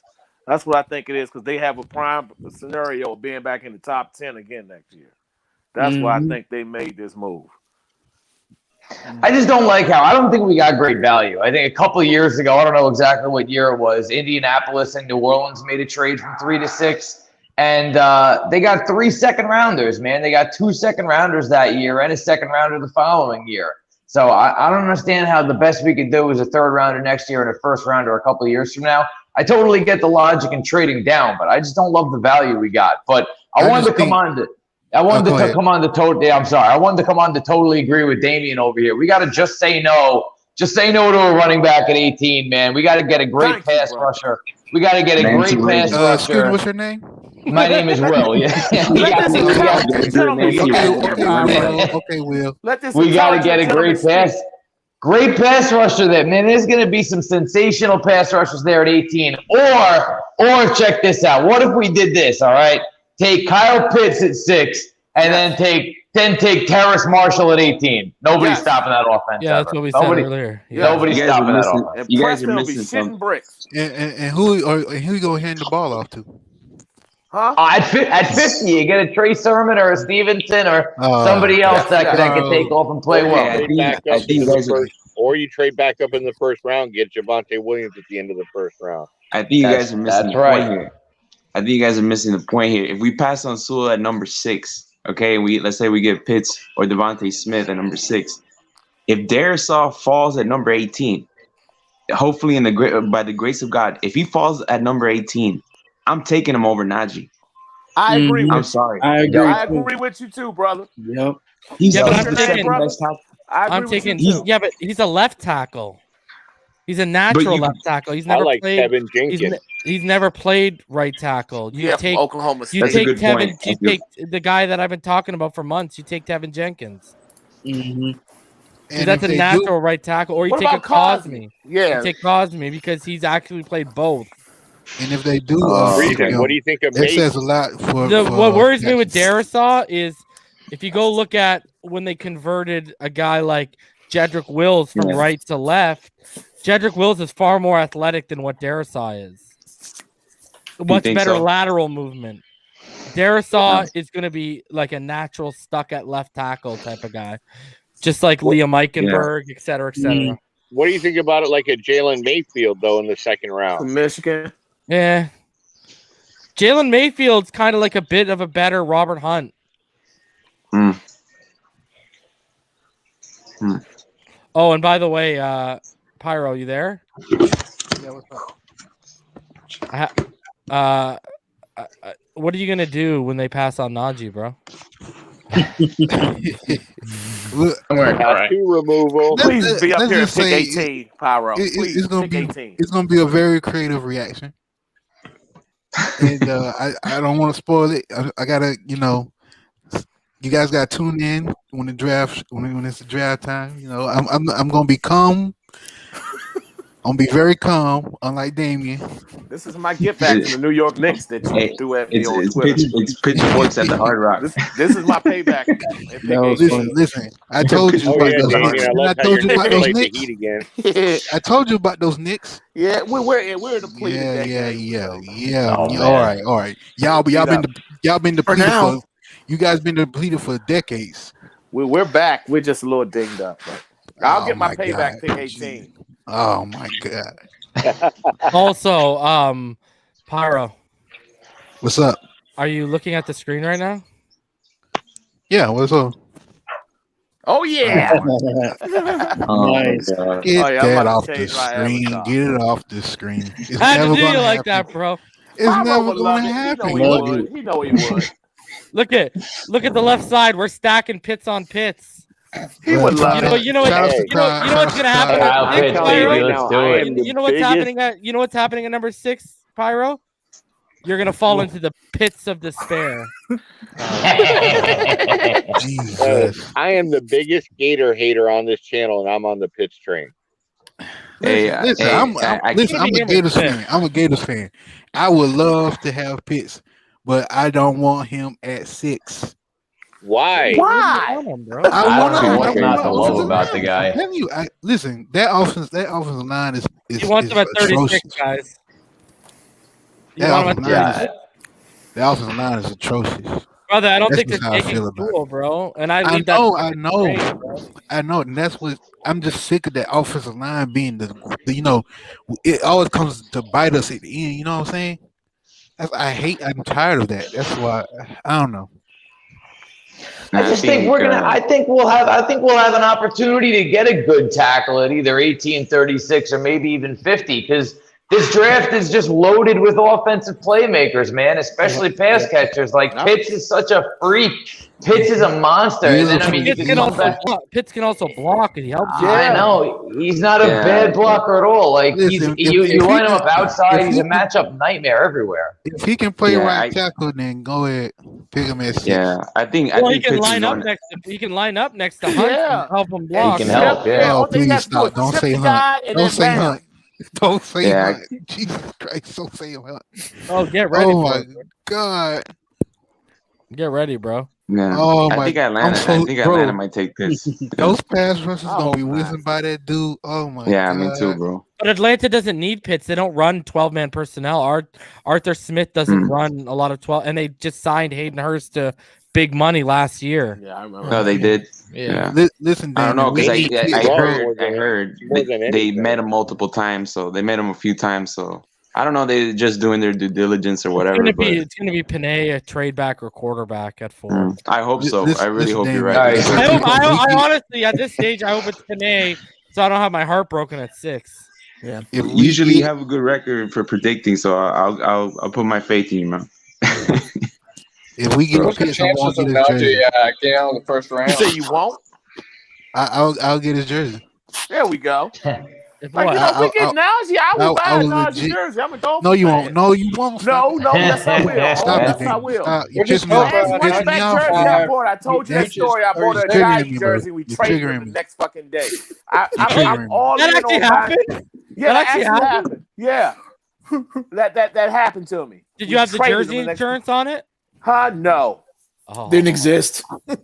Oh, that hurts. Oh yeah, it didn't exist, right? No.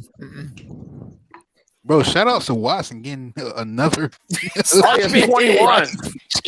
Wow. 21. What? It's up to 21 now? Yeah, 21 or 21. Yeah, Yeah, 21. but didn't 18 masseuses come out and like Yeah, defend 19 him? masseuses came out and Dude, but the worst thing. You know what the problem with that is, though, Ian? Now Yeah, it looks he's like been he a actually has masseuses, a. Yeah, now it looks like The he history actually of does them have a masseuses. problem, bro. Yeah, but dude, the worst That's- thing is the SI article. The SI article. What was Yeah, it like? that- 21 that- lawsuits? That SI article is the one that's You kind of. take away the 21 Yeah. lawsuits and you put the SI article. It's gigantic. It's just. Yeah, the SI one. 18 coming out and That's defending a him fraud. is That's suspicious. not for money. That's a No. fraud. That's not for money. Because if you actually read the article, she said that it felt like Busby was pressuring her into signing something. Yes. And she said no. Oh dear. That's the first thing that came to my mind today when I saw that 19 or 18 massage therapists came out in support of him on top of the 21 that are suing him. That's 40 massage therapists that he's seen. I'm thinking to myself, how many rub and tugs this guy going to? Like, it's crazy. But you know how easy it is for a guy like that. A guy like that can just throw some money at these chicks to talk, That's what favorably I about don't it. get, bro. That's what I don't That'd get. be easy. It has to be a serial thing, some kind of issue he has. I mean, I don't. Bro, if it's true, it might just be a fetish, bro. That's all. I think Watson watched too many Brazzers movies. Yeah. Everyone has a fetish. I mean, look at Pyro. He looks at Najee pictures before he does it. He looks like the South Park character. Listen, Watson obviously wanted them to try his pudding pop. So I don't know why you guys are tripping. Boo. It's no boo. No, that man's been sitting on that since he changed his avatar. Yes. No, I'm saying this. Listen, hey, listen, guys. As soon as this came out, I was like, oh my God, he's Bill Cosby. Yeah. Or Darren Sharper. Oh, hold on. Bill Cosby. How about Darren Sharper's doing like 18 years for date rape right now? I think it's more than that. I think Darren Sharper. Well, he hasn't raped anyone. A. No, I know. And B, Cosby used Quaaludes. Last I checked, he didn't drug these chicks. Yeah. It's a different level. Right. Different level. No, absolutely. Yeah. Darren Sharper did some treacherous, horrible stuff. Well, I mean, look at Warren did. Sapp. Remember, Warren Sapp lost his ESPN job over the two, and that's just because they wanted more money. Yeah. And he basically said, "Yo, you're not hustling me over more money," and that was all technically legal. I mean, that technically that was legal. You know what I mean? So, I Watson, to me, I wouldn't be worried about the police. It's what's the NFL gonna do? Right. Yeah. I'm not gonna say the reason, like Rhino know my stance on that or what I believe how you can get rid of this stuff, but I believe that's not for me. Oh, and the timing's there. The reason that they're trying to pressure him to make some kind of monetary deal with them because they're trying to make the trade because they know that he needs to be traded before the draft. Yeah, they're pressuring him. That's a great comment. That is an A1 comment right there. That's great. Hey, did you guys, bro? I swear to God, I'm be honest. If a male comes out, I'm. Oh my God. Yo, have you ever seen the Seinfeld episode when George goes for the massage and the guy comes out? I think it moved.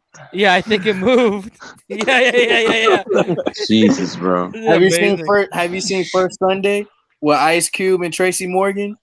Yeah, I see. No, I haven't seen First Sunday. No. I know what you're talking about.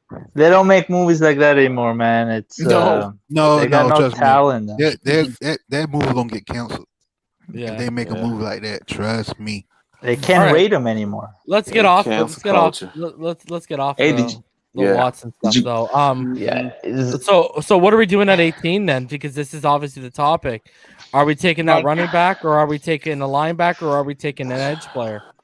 I'm gonna let Damien go first. My thing is on who's available. If we're talking about Quiddy available, right? Side, or somebody like that, I don't think none of those backers. I think all three of those top backers will be gone. That's my opinion. No, Side will be have Sam. No, I'm talking about those linebackers, the top three backers. You mean at 36 or at 18? At 18. Yeah, but Osai will be there at 18. Yeah, but he's not talking about that. Probably. The backers will be gone. Linebackers. Parsons. Right. What about that linebacker from Notre Dame? Yeah, Parsons. I want nothing to do with the guy that weighs. Kentucky. That guy weighs 215 pounds. What are you going to do? No, not really a scheme fit for us, I don't think. Listen, I think the pick at 18. I love the pass rushers there, or another playmaking pass catcher like a Terrace Marshall, and then you address the pass rusher in round 2. But I think if Micah Parsons is there, you run that shit up to the table. I think you absolutely run that card up. I don't think that would be a hesitation. And you know what might have helped that today? This Jamin Davis running a 4.37 and a 42-inch vertical. If he gets taken before Parsons, I think listen, Davis is an incredible talent.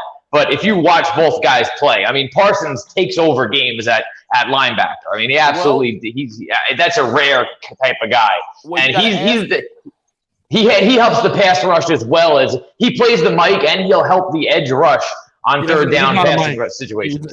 He doesn't play Mike. He's a Will.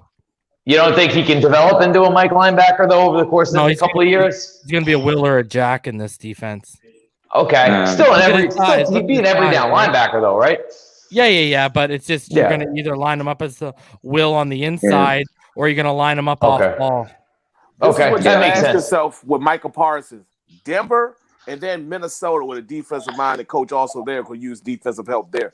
Those two spots right there. If he gets past those spots, then you might see a possibility. Maybe the Giants, right? Oh no, maybe not. Well, the Giants, they defensive side of the ball, but they have a need in interior because they're investing everything this year into Daniel Jones. This is And the interior, Jones. So I would see them taking a Slater or a Tucker. But if you get past Denver and then Minnesota, I don't think Belichick will pull that trigger, but he might be too enticed because, coaching LT in New York, being that D coordinator, I don't know, but he sure ain't taking Mac Jones after that performance. Hell no. You saw. But then you have to his, look at the Raiders. Too. The Raiders at you 17, saw how that he would was be the waving sweet his spot for eyes, Parsons. right?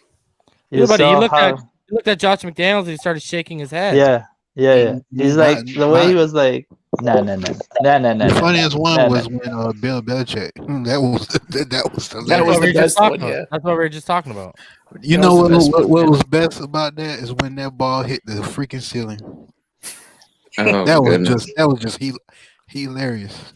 That's why Devontae said he didn't have to run a 40 because he had to fucking catch up with those fucking overthrows and Mac Jones. That was some ducks. That was his 40 right there. That was his 40. The highlight of that whole the highlight of that entire pro day was the highlight of that entire pro day was literally Devontae Smith running the slant and running the post, and he looked like he was on Madden. Like it just looked a piece of art that I would only say if you. I would say the slug and that go. guy's a technician, bro. The slug and go was the highlight and the slug and go, if you guys don't know what it is when he ran and he cut in and then he went and then he go. That's what I meant. I think the post, but slug and go. It just looked like he never, like if you're a DB and that's coming at you, you're finished. You're not stopping 100% of the time, every time. You can't, like the guy literally didn't flinch. It was like Flash. You know that movie with the, damn, I forgot it. It was basically those motorcycles that would just go really, really fast. One would be blue, one would be like red. Tron, yeah. Oh my God, that was him. Yeah, that was literally him. That I was gonna say. I was gonna say what Reason already said about the sluggo, that slant go route. It looked like he was on skates or something. Like he didn't even stop. Like he didn't even stop at the end of the slant. He just.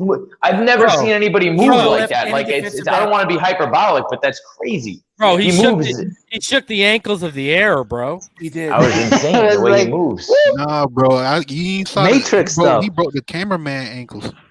Yeah. Jakeem Grant can run that, but he'll drop the pass though. But who cares, right? Exactly. You can't catch that. So. He shattered the space-time continuance. Is when he's doing the highlight reel. That's the only time he'll ever run that route as crisply as that. What are you talking about? Yep. Devontae Smith? No, Jakeem Grant. Buddy, Jakeem Grant. Jakeem Grant thinks a sluggo is picking up a slug and then going with it. He'll drop the slug. Yeah, he will drop the slug. What? I can't. He's running. No, but the thing is, at the end of the day, at the end of the route, you have to catch the ball beautifully, and these guys don't understand that. How you run the route, that's just a part of it. It's the finish that's most important. Didn't he have a finger injury also when he caught the ball? Yeah.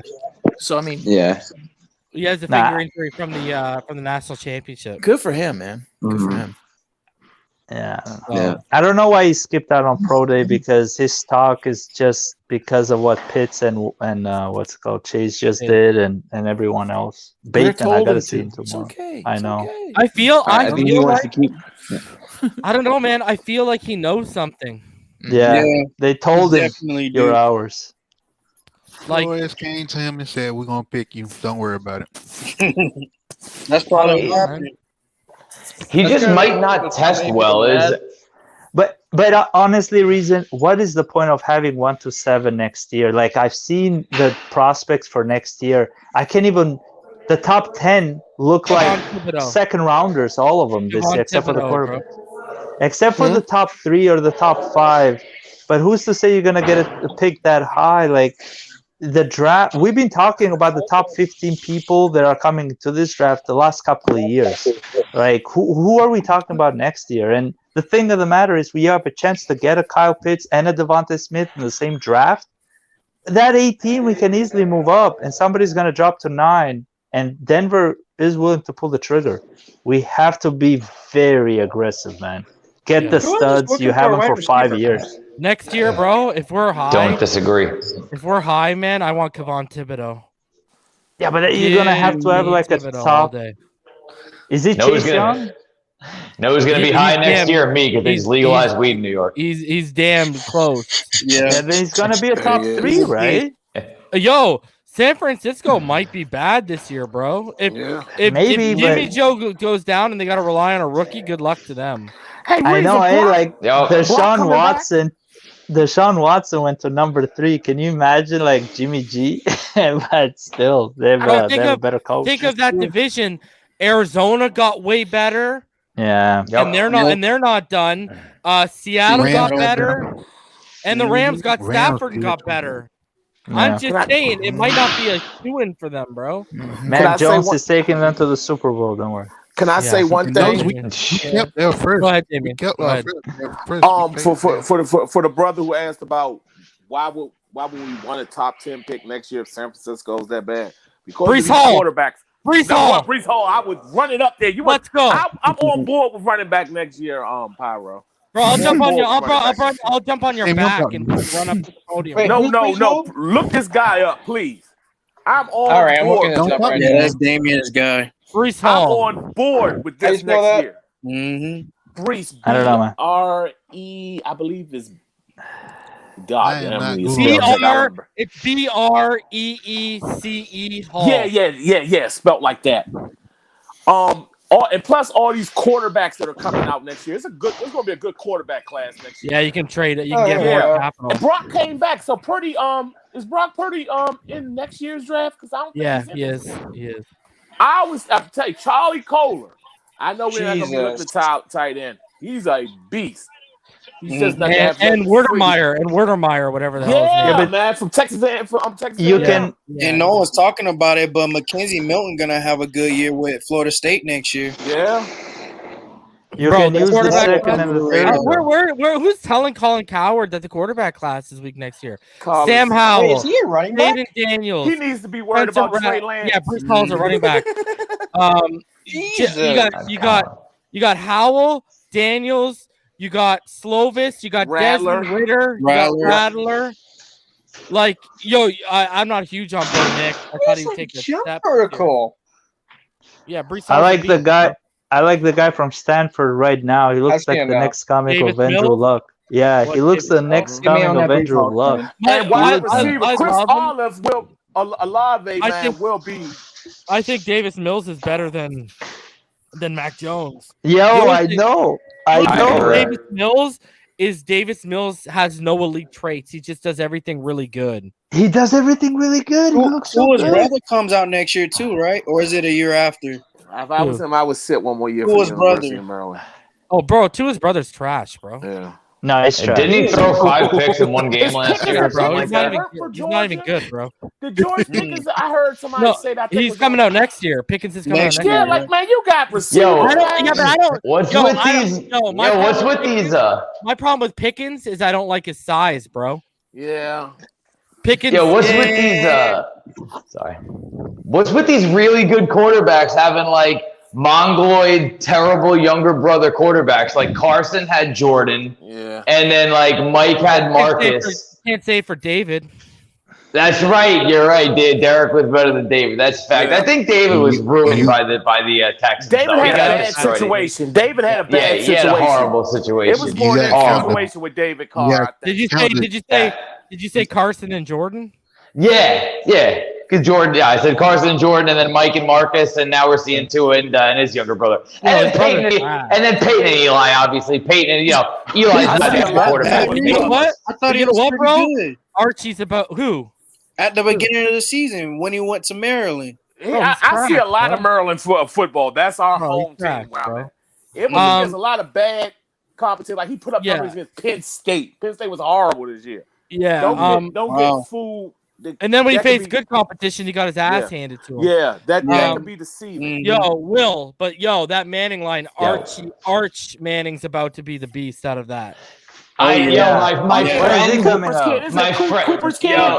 What year? How old is he? 16? Is he a junior in high school right now? I think he's 18. He's a junior. He's coming. I think he comes in 2026 or 2027 draft class. Okay. Yeah, because my buddies that are Giants fans absolutely hate Daniel Jones, and they're already joking about the Arch Manning draft watch. They're already talking about that. Yeah. He's a beast. His coach, because he goes to the same prep school that Eli and Peyton went to, and his coaching staff has said he's farther along than what Peyton and Eli were at that stage. That's crazy. That's high praise. His father, wasn't his father a receiver, Damien? The third brother. Yeah, he was a receiver, and he got hurt. He had He had back problems. It was Cooper Man. Yeah, Cooper Manning. Yeah, he was a great receiver. Had bad back problems. Yeah. Can you imagine all three brothers? All three brothers made an impact. What year is he coming out? Like 2026, 2027. Okay. I'm interested to see what college he goes to. I wonder if he goes to Tennessee or Ole Miss. I'll tell you what. 2023. Didn't Cooper go to Tennessee? Alabama. I think so. What? Cooper Manning. Alabama. You say I don't know. Because I know Peyton broke that whole thing with not going to Ole Miss, because Eli went to Ole Miss. Didn't Archie go to Ole Miss? Yeah. Peyton broke that whole thing by not going to Ole Miss. Man, you can book who's gonna be the 20 bar. He's not going to college till 2020. He's in the 2023 class. The way the way he's 16 right now.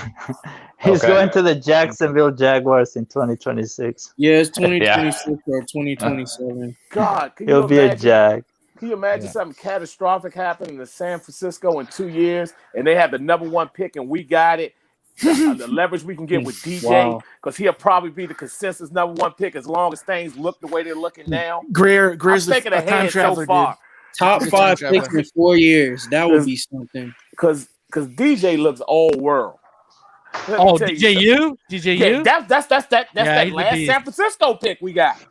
Yeah, correct. That's the next. Yo, bro, I told you when I watched that QB1, because when I watched that QB1 show on Netflix, that's how I found him, because he I gotta catch that, man. He's at St. John Bosco, and he displaced their starting quarterback. And I watched this guy come on the field. I was like, yo, this is pause. This is a big boy walking out on the field. And then he started slinging it, and the guy never got his job back, bro. If the defense wouldn't have fell apart, he would have beat Notre Dame. He might be better than Lawrence. Ann Arbor. Oh, he would have beat Notre Dame in Ann Arbor on prime time, because he shredded that defense. Yeah. He put up damn near 5 bills on that defense Saturday night in Ann Arbor. That's something he said for that. When Lawrence went out, he lit up the field. As a true freshman, that's something to be said, how he lit that Notre Dame defense up. JOK, all of them, he lit them up in Ann Arbor on a Saturday night. Yeah. As a freshman. True freshman, yes. Wait, that's which what he said. A quarterback you're talking about? What? DJU from Clemson, the kid who stepped in for Lawrence. All right. He'll be eligible in 2 years, and we still have that San Francisco pick. So He I'm looks good, I'm man. on Pyro. I'm rooting against San Francisco these next 2 years. We have to. Absolutely. We're wishing 100%. bad things on not career threatening, but season threatening injuries. Ever since the quarterback, they suck. Ever since the Absolutely, I Laramie agree. Tunsil trade, we've had 2 teams, man. We've had 2 teams ever since that trade. One know. team we Yeah. wanted. San Francisco. Now it's San Fran. I got to root against San them. Fran. My boys. I kind of feel And we bad got for 2 San years to Francisco root fans. against them too.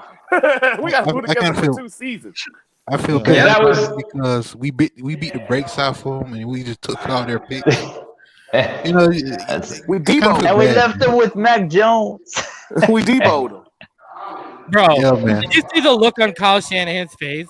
There is like- no way Mac Jones is going to the top 5, bro. Why don't we He waste looks, jet Yeah, fuel they're flying out here? getting Fields or Lance. Yeah, they've already told everyone that Fields and Lance are working out incredibly. But you Yeah. saw how Colin Cowherd two was men. pushing the narrative for Trey Lance today at 4 for Atlanta. Why? Yo, is did he you pushing that know? narrative? We know Yeah, why he's because pushing that his narrative. daughter's slamming Trey Lance, bro. Yeah. So yeah. you see the media train pushing this narrative, which I think Trey Lance has the biggest boom factor out of all the quarterbacks. Oh yeah. He's got all the. He might. I And think he's he so has the biggest boom efficient. factor. He's so efficient with the football, bro. Wait, I didn't catch that. And he's a good enough. He's just good of a runner. Yeah. What? Yeah, man, man. can you turn the mute, man? There's so much noise coming in, bro. It's hard to me? follow. On Will. Will has a ton of background noise. It's hard to. What did you ask, Red Comet? Wait, is Trey Lance actually dating Colin's daughter? Yeah. Oh, is it? Thanks so Oh much. shit. Oh yeah. No wonder he's so much on this, Yeah, he had him in his couch like a week ago, and he's like, I'm I love sure this he's kid. literally been there too. I love this kid. In red I'm comment, gonna retire with this kid. I like that Zeku profile pic, bro. Nice. Thanks. There you go. Gundam is dope. Yes, it is. Yours is better, bro. Hey man, I like Gundam, man. That's a Zeku, bro. That's Bro, the red comment too. Pyro. People were hating on you. A guy was hating on you in the comments for you talking out against Watson. Oh really? Yeah. We'll talk about it backstage when we go backstage. Okay. Reason, where do you have Chess Surratt in your big board, in your linebacker board? Because he had spectacular numbers in his pro day. I love that guy. Flo likes him too. I'm at 6. Yeah, no, like honestly, he could fall in the 3rd round, I think. Yeah. I That's have good value. Parsons at 1, Bolton at 2, Jamin Davis at 3, Zavin at 4, JOK at 5, Chaz at 6, Jabril at 7, Pete Werner at 8, Baron Browning at 9, Cameron McGrone at 10, Dylan Moses at 11. Dylan Moses. Dylan Moses. Bro. Fall from What the hell happened to Dylan Moses? What the hell happened to him? And then I got Monty Rice at 12, and I got Justin Hilliard from Ohio State at 13. But Hilliard can't stay love healthy. for the SEC. Yeah. Yeah, no. Dylan Moses he got broke. But his tape this year was terrible, bro. He went from 1st rounder to like bottom of the barrel. Oh, buddy, that whole linebacking core at Alabama this year was an absolute disaster, bro. Yeah. It was so bad to watch. Like, I cringed. Painful. I didn't even finish Dylan Moses. I just turned it off, bro. I was like, But yo, this is the same kid he was before the injury, man. He's not. Did they suffer from like poor defensive line play in front of him or anything like that? Was there any reason for it? Bad coverage, bad tackling. Bad everything. Good. The read and recognition skills in that linebacking core are poo-poo. He does not look like the same player. Like, I think it affected his headspace. Like, I think it just fucked him up. Versus Ole Miss, they looked atrocious. Yeah, he's slower too, obviously. So, I don't know. I was high on him, man. Coming into the season, I thought he would be the top dog or one of the top dogs, and he absolutely nosedived, right? Because he didn't play last year. Yeah. So you think his stock going down? So what? What you think he's going to go at? Or he's like? If someone's taking him on, if someone's taking him on day 2, they're taking him off his 2018 tape, and I would never do that. I agree with JD. I agree with JD. He's like 3 years. Yeah, you gotta go. You gotta go day 3 on him. Yeah, speaking of Alabama guys, what about Leatherwood? Let's say we go 2 offensive playmakers in round 1, and then we go pass rusher at 36. You think Leatherwood would be there? He's Austin Jackson light. He's Austin Jackson light. I've been hating on Alex Leatherwood for since last draft season when he was eligible, man. Him and Walker Little, they had so much hype last year as potentially declaring. I wanted nothing to do with either one of them. Okay. Not a fan of Alex Leatherwood at all, man. I'll take that center who was doing the Brandon Dickerson. Yeah, I love Dickerson, but the guy's literally hurt every year. I'm saying I would take him over Leatherwood. And how is that possible? The guy does cartwheels. That's why, because he's always hurt doing cartwheels. He's a Wilkins, but he's always injured. Wilkins is never injured. And it's weird. You answer your question. Don't turn himself doing cartwheels. Knock on wood. Yeah. Jesus Christ, you guys are killing me. I love that pick. No, Why? he was saying how Wiggins was never injured. I say, oh my God, knock on wood. Yeah, he can get it. He will injure other people. He will. He missed a couple. He missed a couple games last year. No, because of COVID. Yeah, because of COVID. Yeah. Our run no, defense suffered without him. I know we need him, man. We need him. We that pick was legit. He was such a good. I'll put it this way. I'll take Spencer Brown every day of the week over that jabroni. I'll even take Jackson Carman over Alex Leatherwood. You know what I'm worried about? And I was thinking about this. We have such huge needs at other places, but I think like Flores values the defensive line so much. I think we're looking for another defensive tackle on that line because I don't know if he loves Butler as a starter over there. I think it's kind of like we have Davis. I think he said it him being in the nose, unfortunately, because we disagree with that. But then we have Wilkins flanking him. And then the other flanker spot in the 34 front three, I don't think it looks that great. I think they're looking for another DT there. That's what, and I've been thinking about this, and I'm glad you brought it up. Another kid you should go watch if you want to talk about tackles. He was on my tackle list. I brought him up a couple of shows ago. Go look out James Hudson from Cincinnati. You know what? What's crossed my mind, and it's just through actually doing mock drafts because I think it is realistic that he drops. And I'm gonna ask Damien this question. Yo, Damien, you go off the point Will just made that we looking for another defensive tackle or a left end in our situation. What if Christian Barmore drops to 36? I don't think he will. Well, this is the tricky thing. With these receivers, it's going to be in positions. Why players drop is because it's a run on position. So if you get a run on quarterback, will probably be the first position. Then it's a run on offensive lineman because I'm going to include the two interior guys in there. Then you get a run on receiver. Then sprinkled in there, the three backers go. Then you know the two DBs are going, at least two DBs. More than likely, it's going to be three DBs going the first round.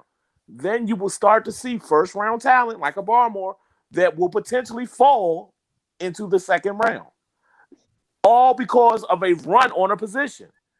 That's my whole thing with at 18 and definitely 36 on us neglecting needs of free agency, where now we're chose to make a decision on superior talent. And, as far as we could draft a luxury on best player available, instead of having this glaring need that we might now have to reach.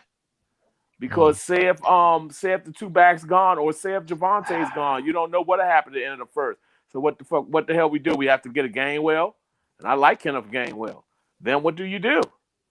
These are possibilities. And now you're passing on top 20 talent and falling to you with 36. Because it's going to happen, guys. That's how the draft works. That's how it historically works. It runs on position.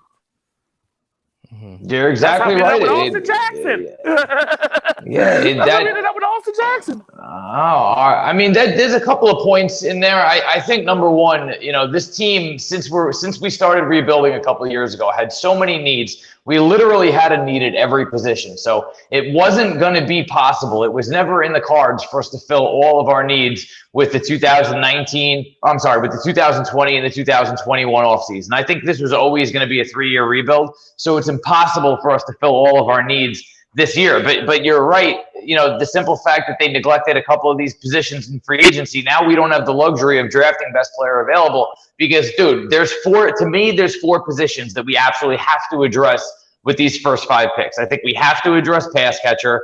We have to address right tackle. We have to address pass rusher. And the other one to me is running back, but that's a little bit less important. I think those 4, we can't not address those with the first 5 picks. We have to address those. Yeah, because there's glaring holes. There's a possibility that a Barmore will fall. It is a great possibility. And it's a possibility, could be. Not saying it's going to happen. I doubt it happens. But say if Michael Parsons does fall in 18.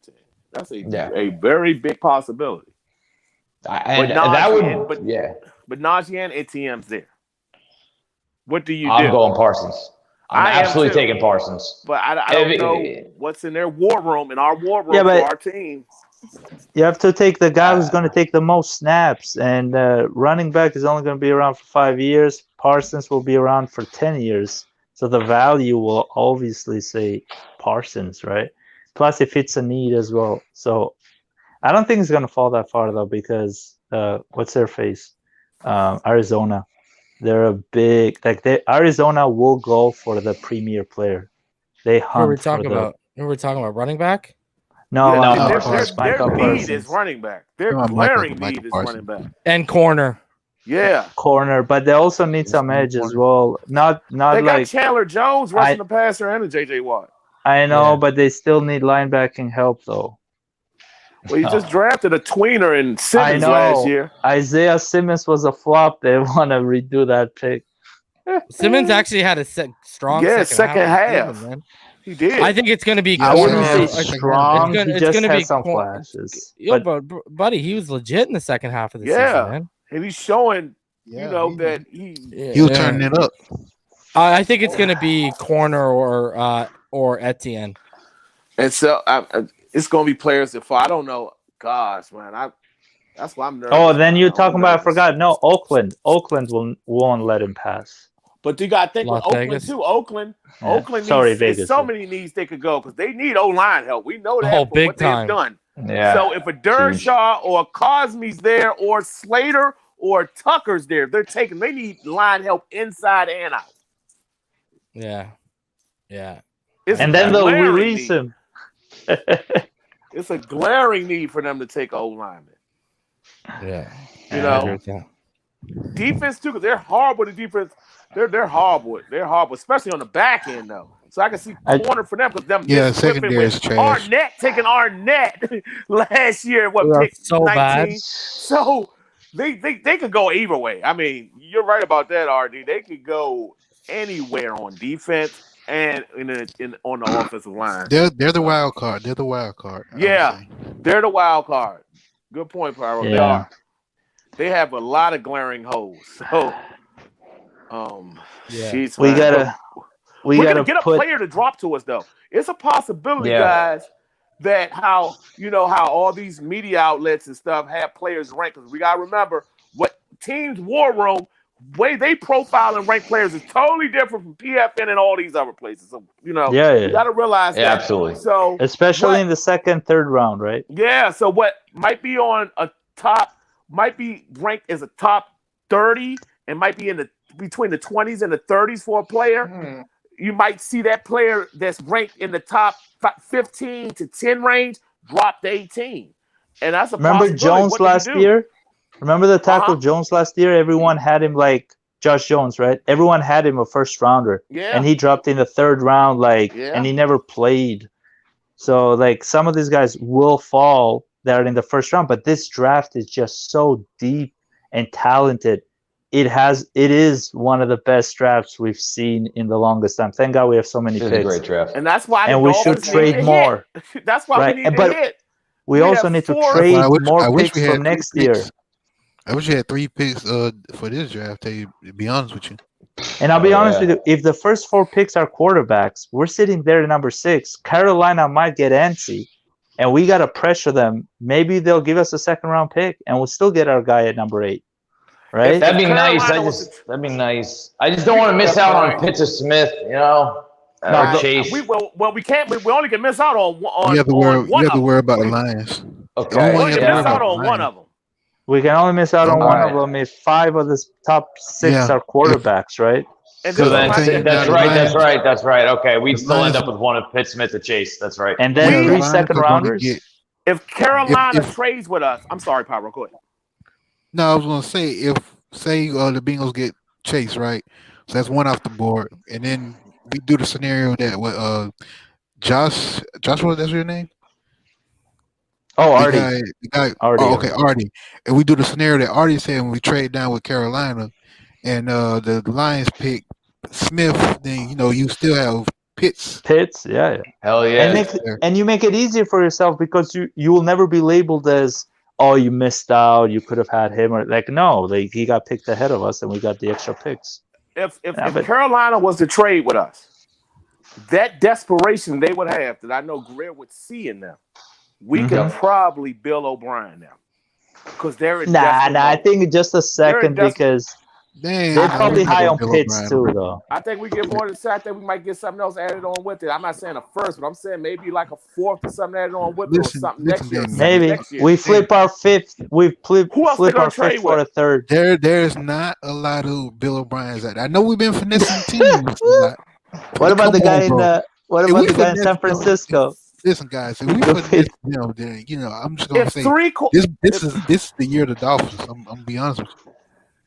Just look at this. Lawrence goes, Wilson goes, Fields go, and let's just say, for instance, Atlanta takes Penei Sewell, and then Cincinnati takes their guy. You got that one quarterback there, and you got two slots. Carolina's going to get desperate because they know somebody can make a deal with Detroit. Or who knows? I mean, I would just take advantage. I just know Greer would take advantage of that situation. If we trade all the way down to 8, pick up another second-round pick this year, and we pick up another second-round pick this year, and still end up with a Chase, a Smith, or a Pitts, I'll never say another bad word about Greer again. I think we're going to have an unbelievable opportunity to get a great player at 6 or 8, wherever we end up with a great, offensive playmaker. I think somebody like a Parsons, really could slip to us at 18. If not, we can get another great offensive playmaker like a Marshall or a Bateman, or a pass rusher like a Phillips or Osai. I think we can knock the first round out of the park. With that, I got to go. Have a good night, guys. Fins up. I'll talk to you next time. It's been fun, man. Enjoy. Have a good one, brother.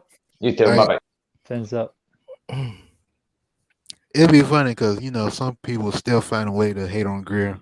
But they're giving him raving reviews today because of the pro days of LSU and Florida, and they're like, "Oh man, I'm just gonna say this. I'm just gonna say this, Artie, real quick, Artie. I'm just gonna say this. It's a person who shall not be named. it's let's just say not looking favorable at Greer right now. We all know who he is. We're not gonna say his name. But he who shall not be named.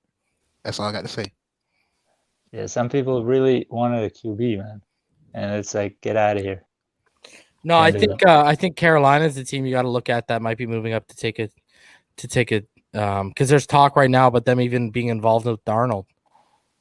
Yeah, I heard Colin was actually. You mean move up to 2? No, move up to 4. 4, yeah. But the thing with that is Atlanta's going to squeeze them. Like crazy. In the division. Yeah, that's why they don't want to. If out of anybody, we're the sweet spot, or Cincinnati. But Cincinnati's so conservative, the Brown family doesn't do trades. Right? They took Achilles Smith. I forget the team that wanted to move up and take it. They traditionally do not. Yeah, trade. they offered them like 4 or 5 first rounders to move up, and Cincy said no. And they don't even move up. Ain't Atlanta in the Carolina division, right? Yeah, that's why. Okay. That's why Carolina. That's the last team they would like to make it. That's the last case scenario for them, or make a trade with. They don't even trade. They would get rug through the mud. They don't even trade down in the 3rd, 4th, 5th round. Like when you look at Cincinnati, right? Their picks year after year, they have pick 1, 2, 3, 4, 5, 6, 7. Next year, 1, 2 in order. They never move up or down. It's crazy, and they're not Chase. They're sold on Chase, man. After today, hell yeah, they're sold on Chase. Oh yeah, it's done. Yeah, Burrow's Burrow is going to pick him up right now. They're not going to trade no picks or nothing. But whoever the player that's who they're drafting. They can't do it. Yeah, that's how they've been historically. Now, could things change? Yes, things could change. But historically, how they've been because of their horrible owner. Remember, they're the only team without a practice facility. But listen, Damon, and like I said, I would love to have picks. I would love to have these receivers. It's just that you're going to. It's guaranteed that Penei is going to fall to you. That's my other choice. That's my other choice, Pyro. I'm with you. I'm just saying I don't want to miss out on that because we missed out on worse. And the other one. Wait till Friday when he probably benches like 34, something like that, 34 reps. Oh yeah, they didn't even have their pro day. They didn't even have their pro Friday. Day. Get ready for Friday when he does something crazy like that. I'm all with you, man. It's even Panay or Pitts for me. Smitty, I love him. I would take Smitty too, but I want those two because that's freak athletic ability with the talent. That's a combination, and which Smitty has the superior route running. Don't get me wrong with that. But Pitts is a damn good route runner too for that size. We can't go wrong at 6. Look at how he ran that whip route, man. Yeah. Like the guy was taking ankles with him, bro. Like he's crazy. Yeah, it's we crazy, can't go man. wrong at 6. We're good at 6. It's just we 18. hope they can't go wrong. No, they can't screw it up. Yeah, No way. God, don't knock on wood. How can they score it up, Reason? Please, though. I agree with you guys. Like, if you go, what if they take JC Horn? I agree with you guys. So if you go Pittsburgh to though, you're talking about 2 players that are going to have a major impact in the playoffs. That will have a major impact on that O-line. For us to, establish that run game we get in the playoffs, and then Pitts would be that go-to target for Tua, like Kelsey is for Mahomes. I can't remember the exact stat this year, but I believe Kelsey had like over 90 or 100 something third down conversions this year, or something like that. Preach, Josh. Preach. Yeah, so like when you look at that, and third downs are critical, and you need a reliable target that is gonna get that ball for you and get those yardage in a critical third down situation. So I mean, Pitts or Sewell, either one in that scenario are gonna be cornerstone picks for us for this team. So I don't think they're taking Sewell, bro. Yeah, they're not. But you know what Pitts did? 91% of his passes this year were either a first down or a touchdown. Exactly. And also look at this. Now we all agree that New England, on paper, and how they were the year before last, and everybody was playing, the top 10, borderline top 5 defense. I don't give a damn who they got out there in linebacker, who they got out there in the secondary. We put Pitts and Gesicki out there with Parker and Fuller. We will shred New England. And guess what? They will get swept because that run game that they're going to try to do, that ball control won't do nothing because we will shred that defense. We will shred it.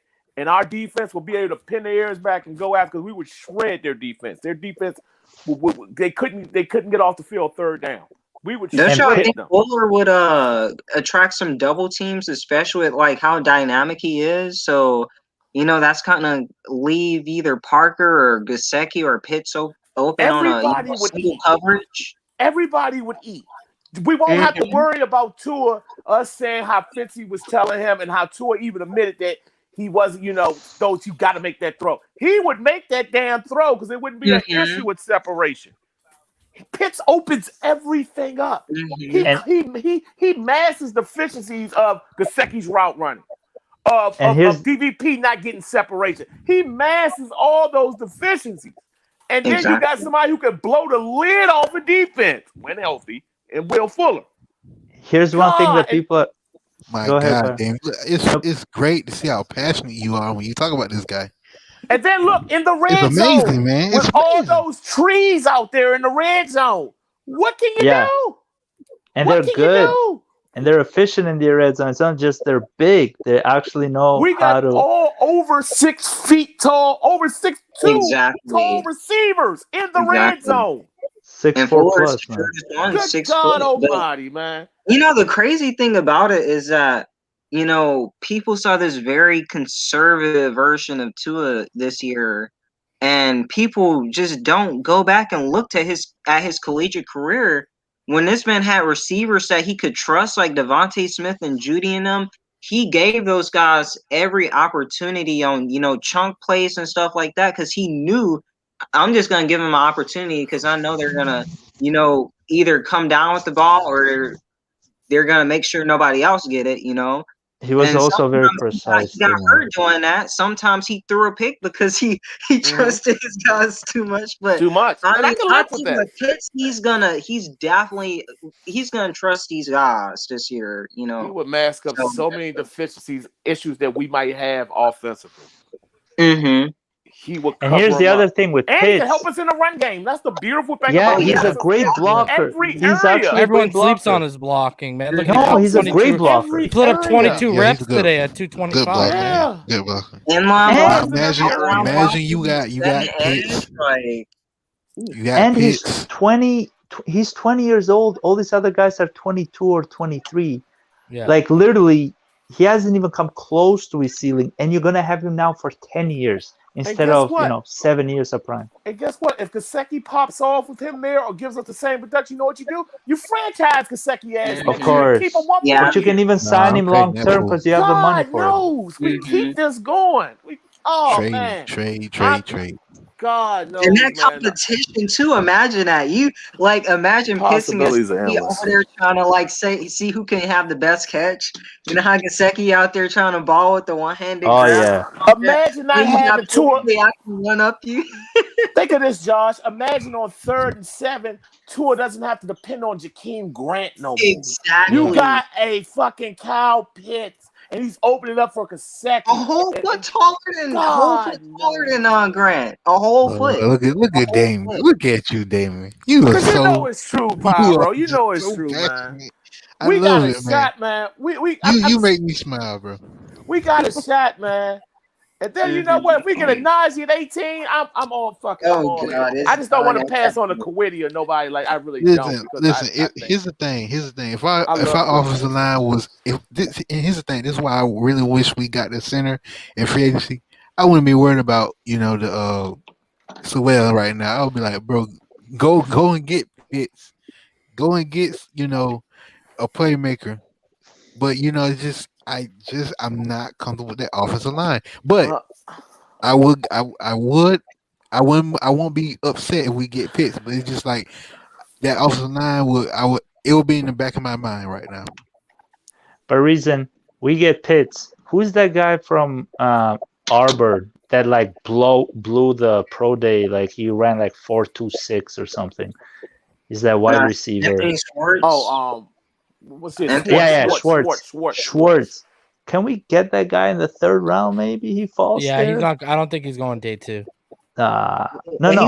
Oh, you day 3? You think it's day 3? I think he might go early day 3. Right. So in the 3rd round, right? In the 3rd round. Yeah. And that's all he needs. That's all Tua needs, man. He just needs this. Well, with the Fuller pick, I was just so in with Sewell because of Fuller is that he's a dynamic player that we needed. Of course we only have him for 1 year. I think we might extend him depending on how well he does with Tua. But what Pitts did today was just phenomenal. So I wouldn't be mad either way. Honestly, though, I don't know. I'm still leaning more towards Sewell though, because being able to establish that run game is important, especially once you get in the playoffs. But I wouldn't be mad either way. Let me throw you a question. If you want, okay, I hear you saying you want to get Schwartz. Well, say if he's there available, or would you get him or Shelvin? Oh, who? Tyler Shelvin. Tyler Shelvin. From LSU. Yeah, the defensive, the nose. I know, but it all depends on what has happened up to that point with our. The thing about it is, our trenches. Okay, we have depth, and listen, Butler is good, man. But Butler is legit. Is true nose. I know we need a true nose, but we should have got Dennis Shelton, but he left. Listen, if we got Guy during free agency, I wouldn't be hell bent on getting Shelvin. I would like to still get him, but I wouldn't be hell bent on getting him. That's what we got to trade. I was just throwing it out there, Sorry, Vero. Yeah, that's why we got to just trade everything from 2nd to 7th next year, because keep your 1st, obviously, but we don't need 2nd to 7th next year. I know it does sound entertaining and it does sound great, and Madden on the mind. This mad, fantasy type of GM, but we can't do that because but just because that draft doesn't look promising though. This draft's so special. Guess what people said? But how do you know until after 3 years? You have to wait. You but gotta 3 see years them have play. passed, man. Trust me, come December, people are gonna be saying, "God damn, I can't wait to April with all this talent." In this draft." Exactly. We're in March right now. We're in March. We were being told that last year. This draft was no good. Yeah, What he we're in said? What March. he said? You also got to let next year's season play out. Yeah, we're in March. What he said about The offense draft isn't good. He wanted us to do a Saints, man. Yeah, he said trade everything from the 2nd to 7th round. Well, not for one Trade player, everything. but you got to look it up. Like if you give me the 2nd to 7 next year, and you give me a 2 and a 3 this year, it depends on who is at the 2 and the 3. I It get might your be point. worth it, right? I get your point, Right. but that's why you invest in your scouting department. That's why you have people that make these decisions. You have to get your value. I wouldn't trade everything. No, Plus, I that wouldn't do second and first round pick, they might be garbage. Who the hell knows? Nah, I'm sorry, but if we could get a Pitts, a Micah Parsons, and a Najee Harris in the first round, then I might have to take his artful. Yeah. Hey, but would you guys consider trading down from number 18? Sure. Why not? Down like back? Yeah. If the player you want is gone. Which team? Yeah. Which team? Where are we talking about at? Somebody wants Kyle Trask, bro. You got to do it.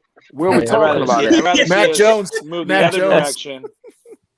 Yeah, that's perfect. Like, That's where are we perfect talking about? place to get Mac Jones. Go ahead. Well, what if all the players we want are gone? Najee and Parsons and I'm even trading back. Trading back. name them. Oh well, this is the tricky thing. Okay, if the running backs are gone, the 2 backs are gone. Trade I don't back. think Parsons will be there.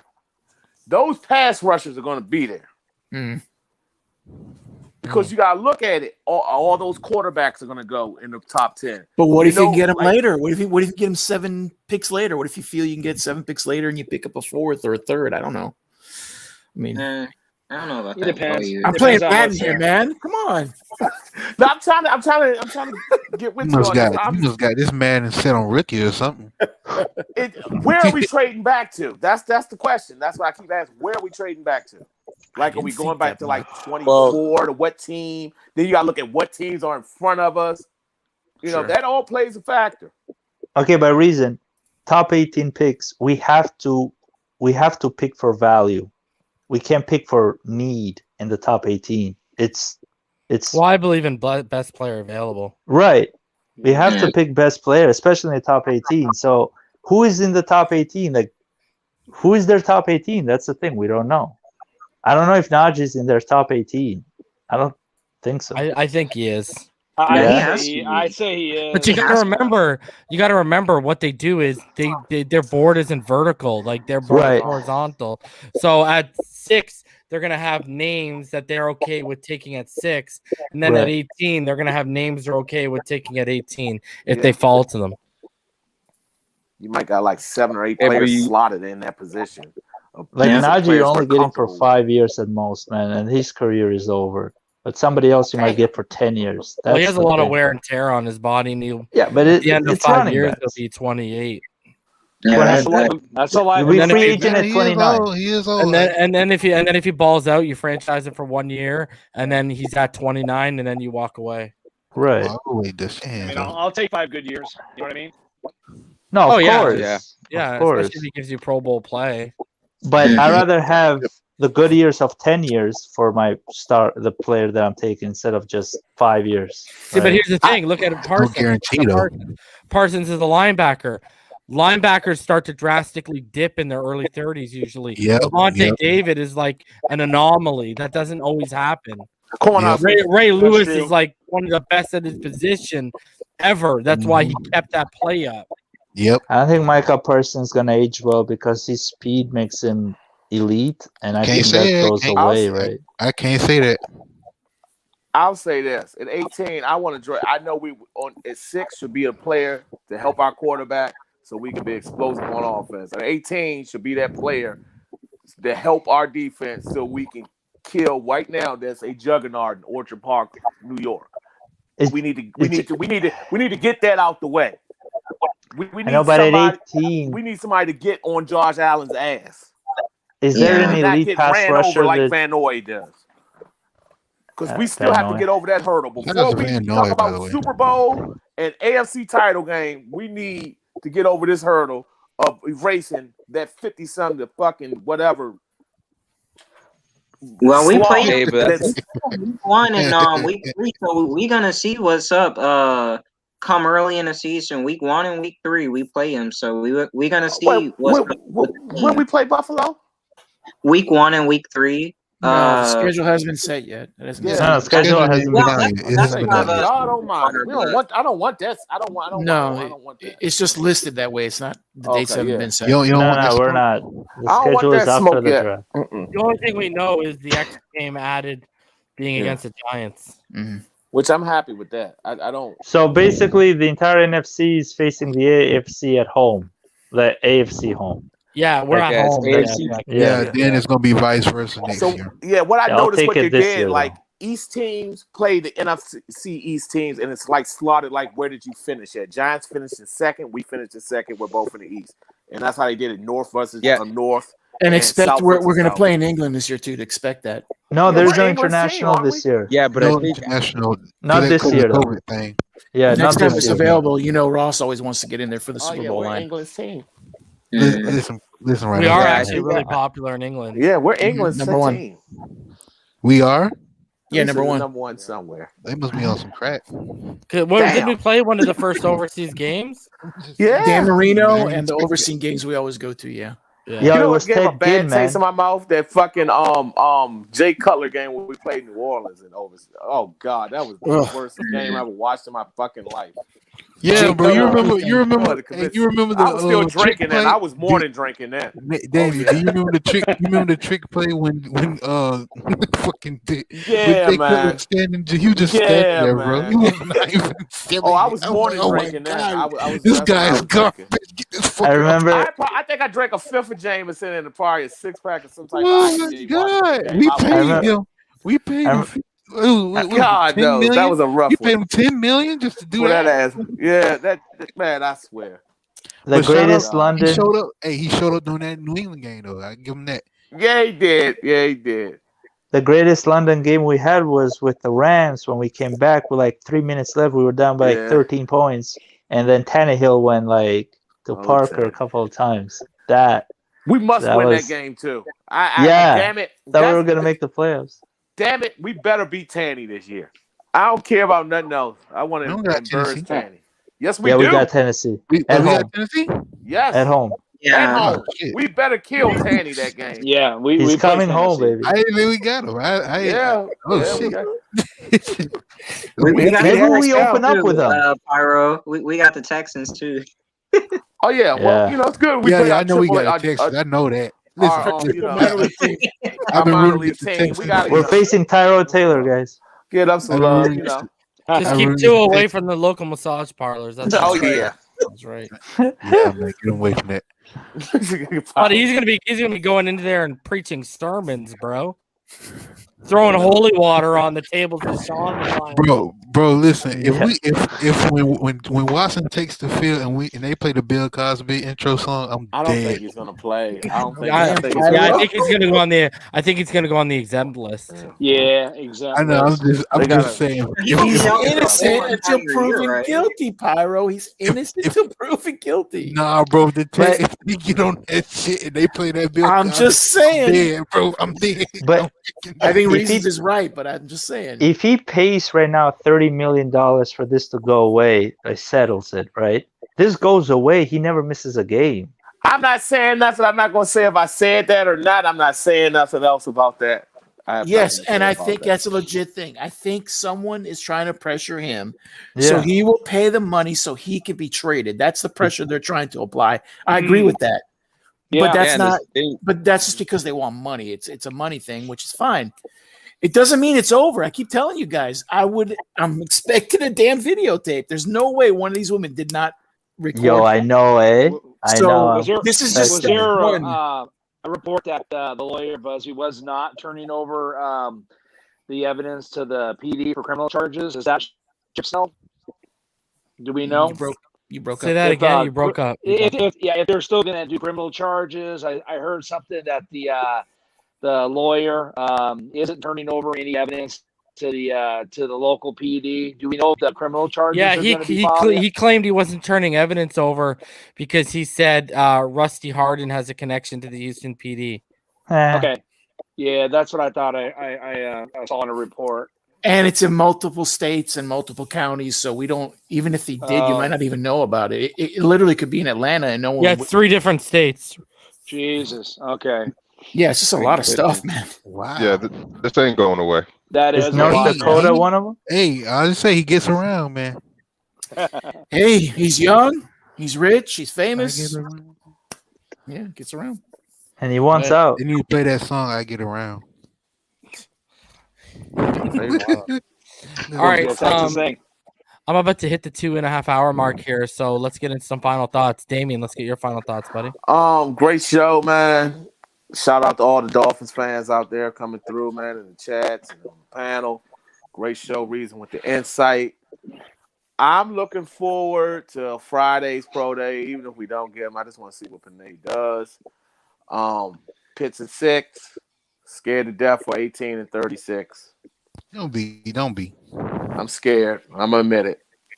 But I'm in that same boat, buddy. I'm faithful in Greer and Flo, but I am scared. Yeah, trust the process, man. They better not draft a corner, man. God. James said the story is the lawyer's son is a high-ranking member of the Houston PD. Okay. All right, Pyro, let's get your final thoughts, man. Well, I would love to have Pitts. Believe it or not, guys, I would love to have Pitts. But it's just I would like to have YouTube. I would like to have this offensive line just showing up. But you know what? He did impress me. I'm not gonna lie, Damien. I gotta give you credit. I preached a sermon on that, brother. You did. You did. I'm gonna give you just this once. I'll take it. Just once. But as always, guys, and I mean always, it's gonna be a new trend. Root against the 49ers. Yes. Yeah. Start right now. Josh, let's get your final thoughts, bro. Yeah, this draft is gonna be very exciting, very intriguing. I mean, with that number 6 pick, there's it's so many different things you can do. Well, there's really, I would say 2 options. So I'm still leaning towards Panay, but like I said, if we get Pitts, that's great as well. So I mean, everything that we've done this year, we've just moved in the right direction. I wish we would have did a few different things in free agency, especially like getting a Fournette or somebody like that, like a more stud running back, so we wouldn't have to worry about even having Najee Harris in the picture at 18. So we could have just completely had our focus on the defense there. But I mean, we're still in a great position, having 4 picks in the top 50. So I mean, we're in a great position where we sit right now. All right, RD, your final thoughts. Yeah, man. I wouldn't it's a good problem to have at 6. But it's also a decision that you never you want to make the right decision. And basically, with Sewell, you're getting 2 things: pass blocking, run blocking. With Pitts, you're getting 2 things: touchdowns in the end zone, obviously, a lot of receiving yards and all that. But you're also getting run blocking, right? Then if you go with a regular wide receiver, well, it is what it is. They're going to be great, but you're not getting 2 things out of it. So in the NFL, the trenches are big. You want to be physical. You want to be that Megatron. I don't know. It just with Pitts, a double tight end, you want to have that. Gesicki is special, and Pitts is special. And I think with chemistry, Tua can really make it work, and you can have them for a long time because they're both young. And you can always get the speed guys in the later rounds, just, for gadgety plays. But that's going to be your foundation. So I don't think they can pass on Pitts, man. I really hope they don't pass on Pitts. Rhino, your final thoughts. Yeah, first I want to say we all know that Watson is innocent until proven guilty. Everyone laughing up here is just laughing at the situation he seems to be in. Okay. He's innocent until proven guilty. Just like you got to take at the same. If you're gonna label him innocent until proven guilty, you got to label the women as telling the truth and what they're saying at face value. You can't point at one and give the other one a clear bill because it's a double-edged sword and it's contradictory of each other. But until they're proven to be liars in court, you can't sit there and call them a liar and he's innocent, just like you can't call him guilty and they're the ones telling the truth. So 21 I people. do not want him. Oh, go ahead, Randall. My bad. No, go ahead, finish. No, I was just trying to say to the people who think I'm, having fun and poking light at this guy. It's like, no, I'm just, I'm obviously having fun with it. I'm not. I don't wish any, guilty on anybody. Just, no malice. Yeah, no malice. No, I just don't. I would just. Sometimes you gotta make light of the situation. You don't want to keep looking at the bad and be serious at everything. That's all. That's how I do deal with things like this. I'm not. Just don't take anything I say with face value. I'm not serious. Yeah, it's just that 21 people. That's a hell of a setup. It's possible. I'm not saying it's not impossible, but it's a hell of a setup. And I want to make it clear. Okay, Cameron Wolf is not the gospel for the Dolphins, but he's a connected reporter. Okay, we all respect his opinion. He feels that the Dolphins want to let the two tackles develop. Those were his words. Okay, that I'm paraphrasing. He also gets the feeling that Pitts will not be the pick because they're going to run a power rushing offense, and they feel that Pitts and Gesicki are not the best blocking tight ends, and they don't feel it would work for them. Those were his thoughts. Okay, so I want to leave you guys with that. You can believe it or not, but that's the guy's connected, and that's how he feels. I'm going to go with him. So for me, the pick is either Smith, Waddle, or Chase, and we'll see what happens. And no matter what happens, we're getting a hell of a good pick. So I'm happy. And fins up. Show. Let's hear your final thoughts, man. Hey, what's going on, guys? Came out a little late. I'll have to go back and check it out. I'm really curious on how you guys felt about Chase and these and my God, these stopwatches, man. Without the combine, these times are just coming crazy. You know what I mean? So we got to take times with a grain of salt, right? But anyways, that's it. And I echo what Ryan said, man, about the whole Watson thing. Respectfully, we got to just hang back and just let that thing play out. You know what I mean? And we'll all have our answers in a matter of time, man. So 100% on that. Just accusations in today's society, man. 2021 are very, very, powerful.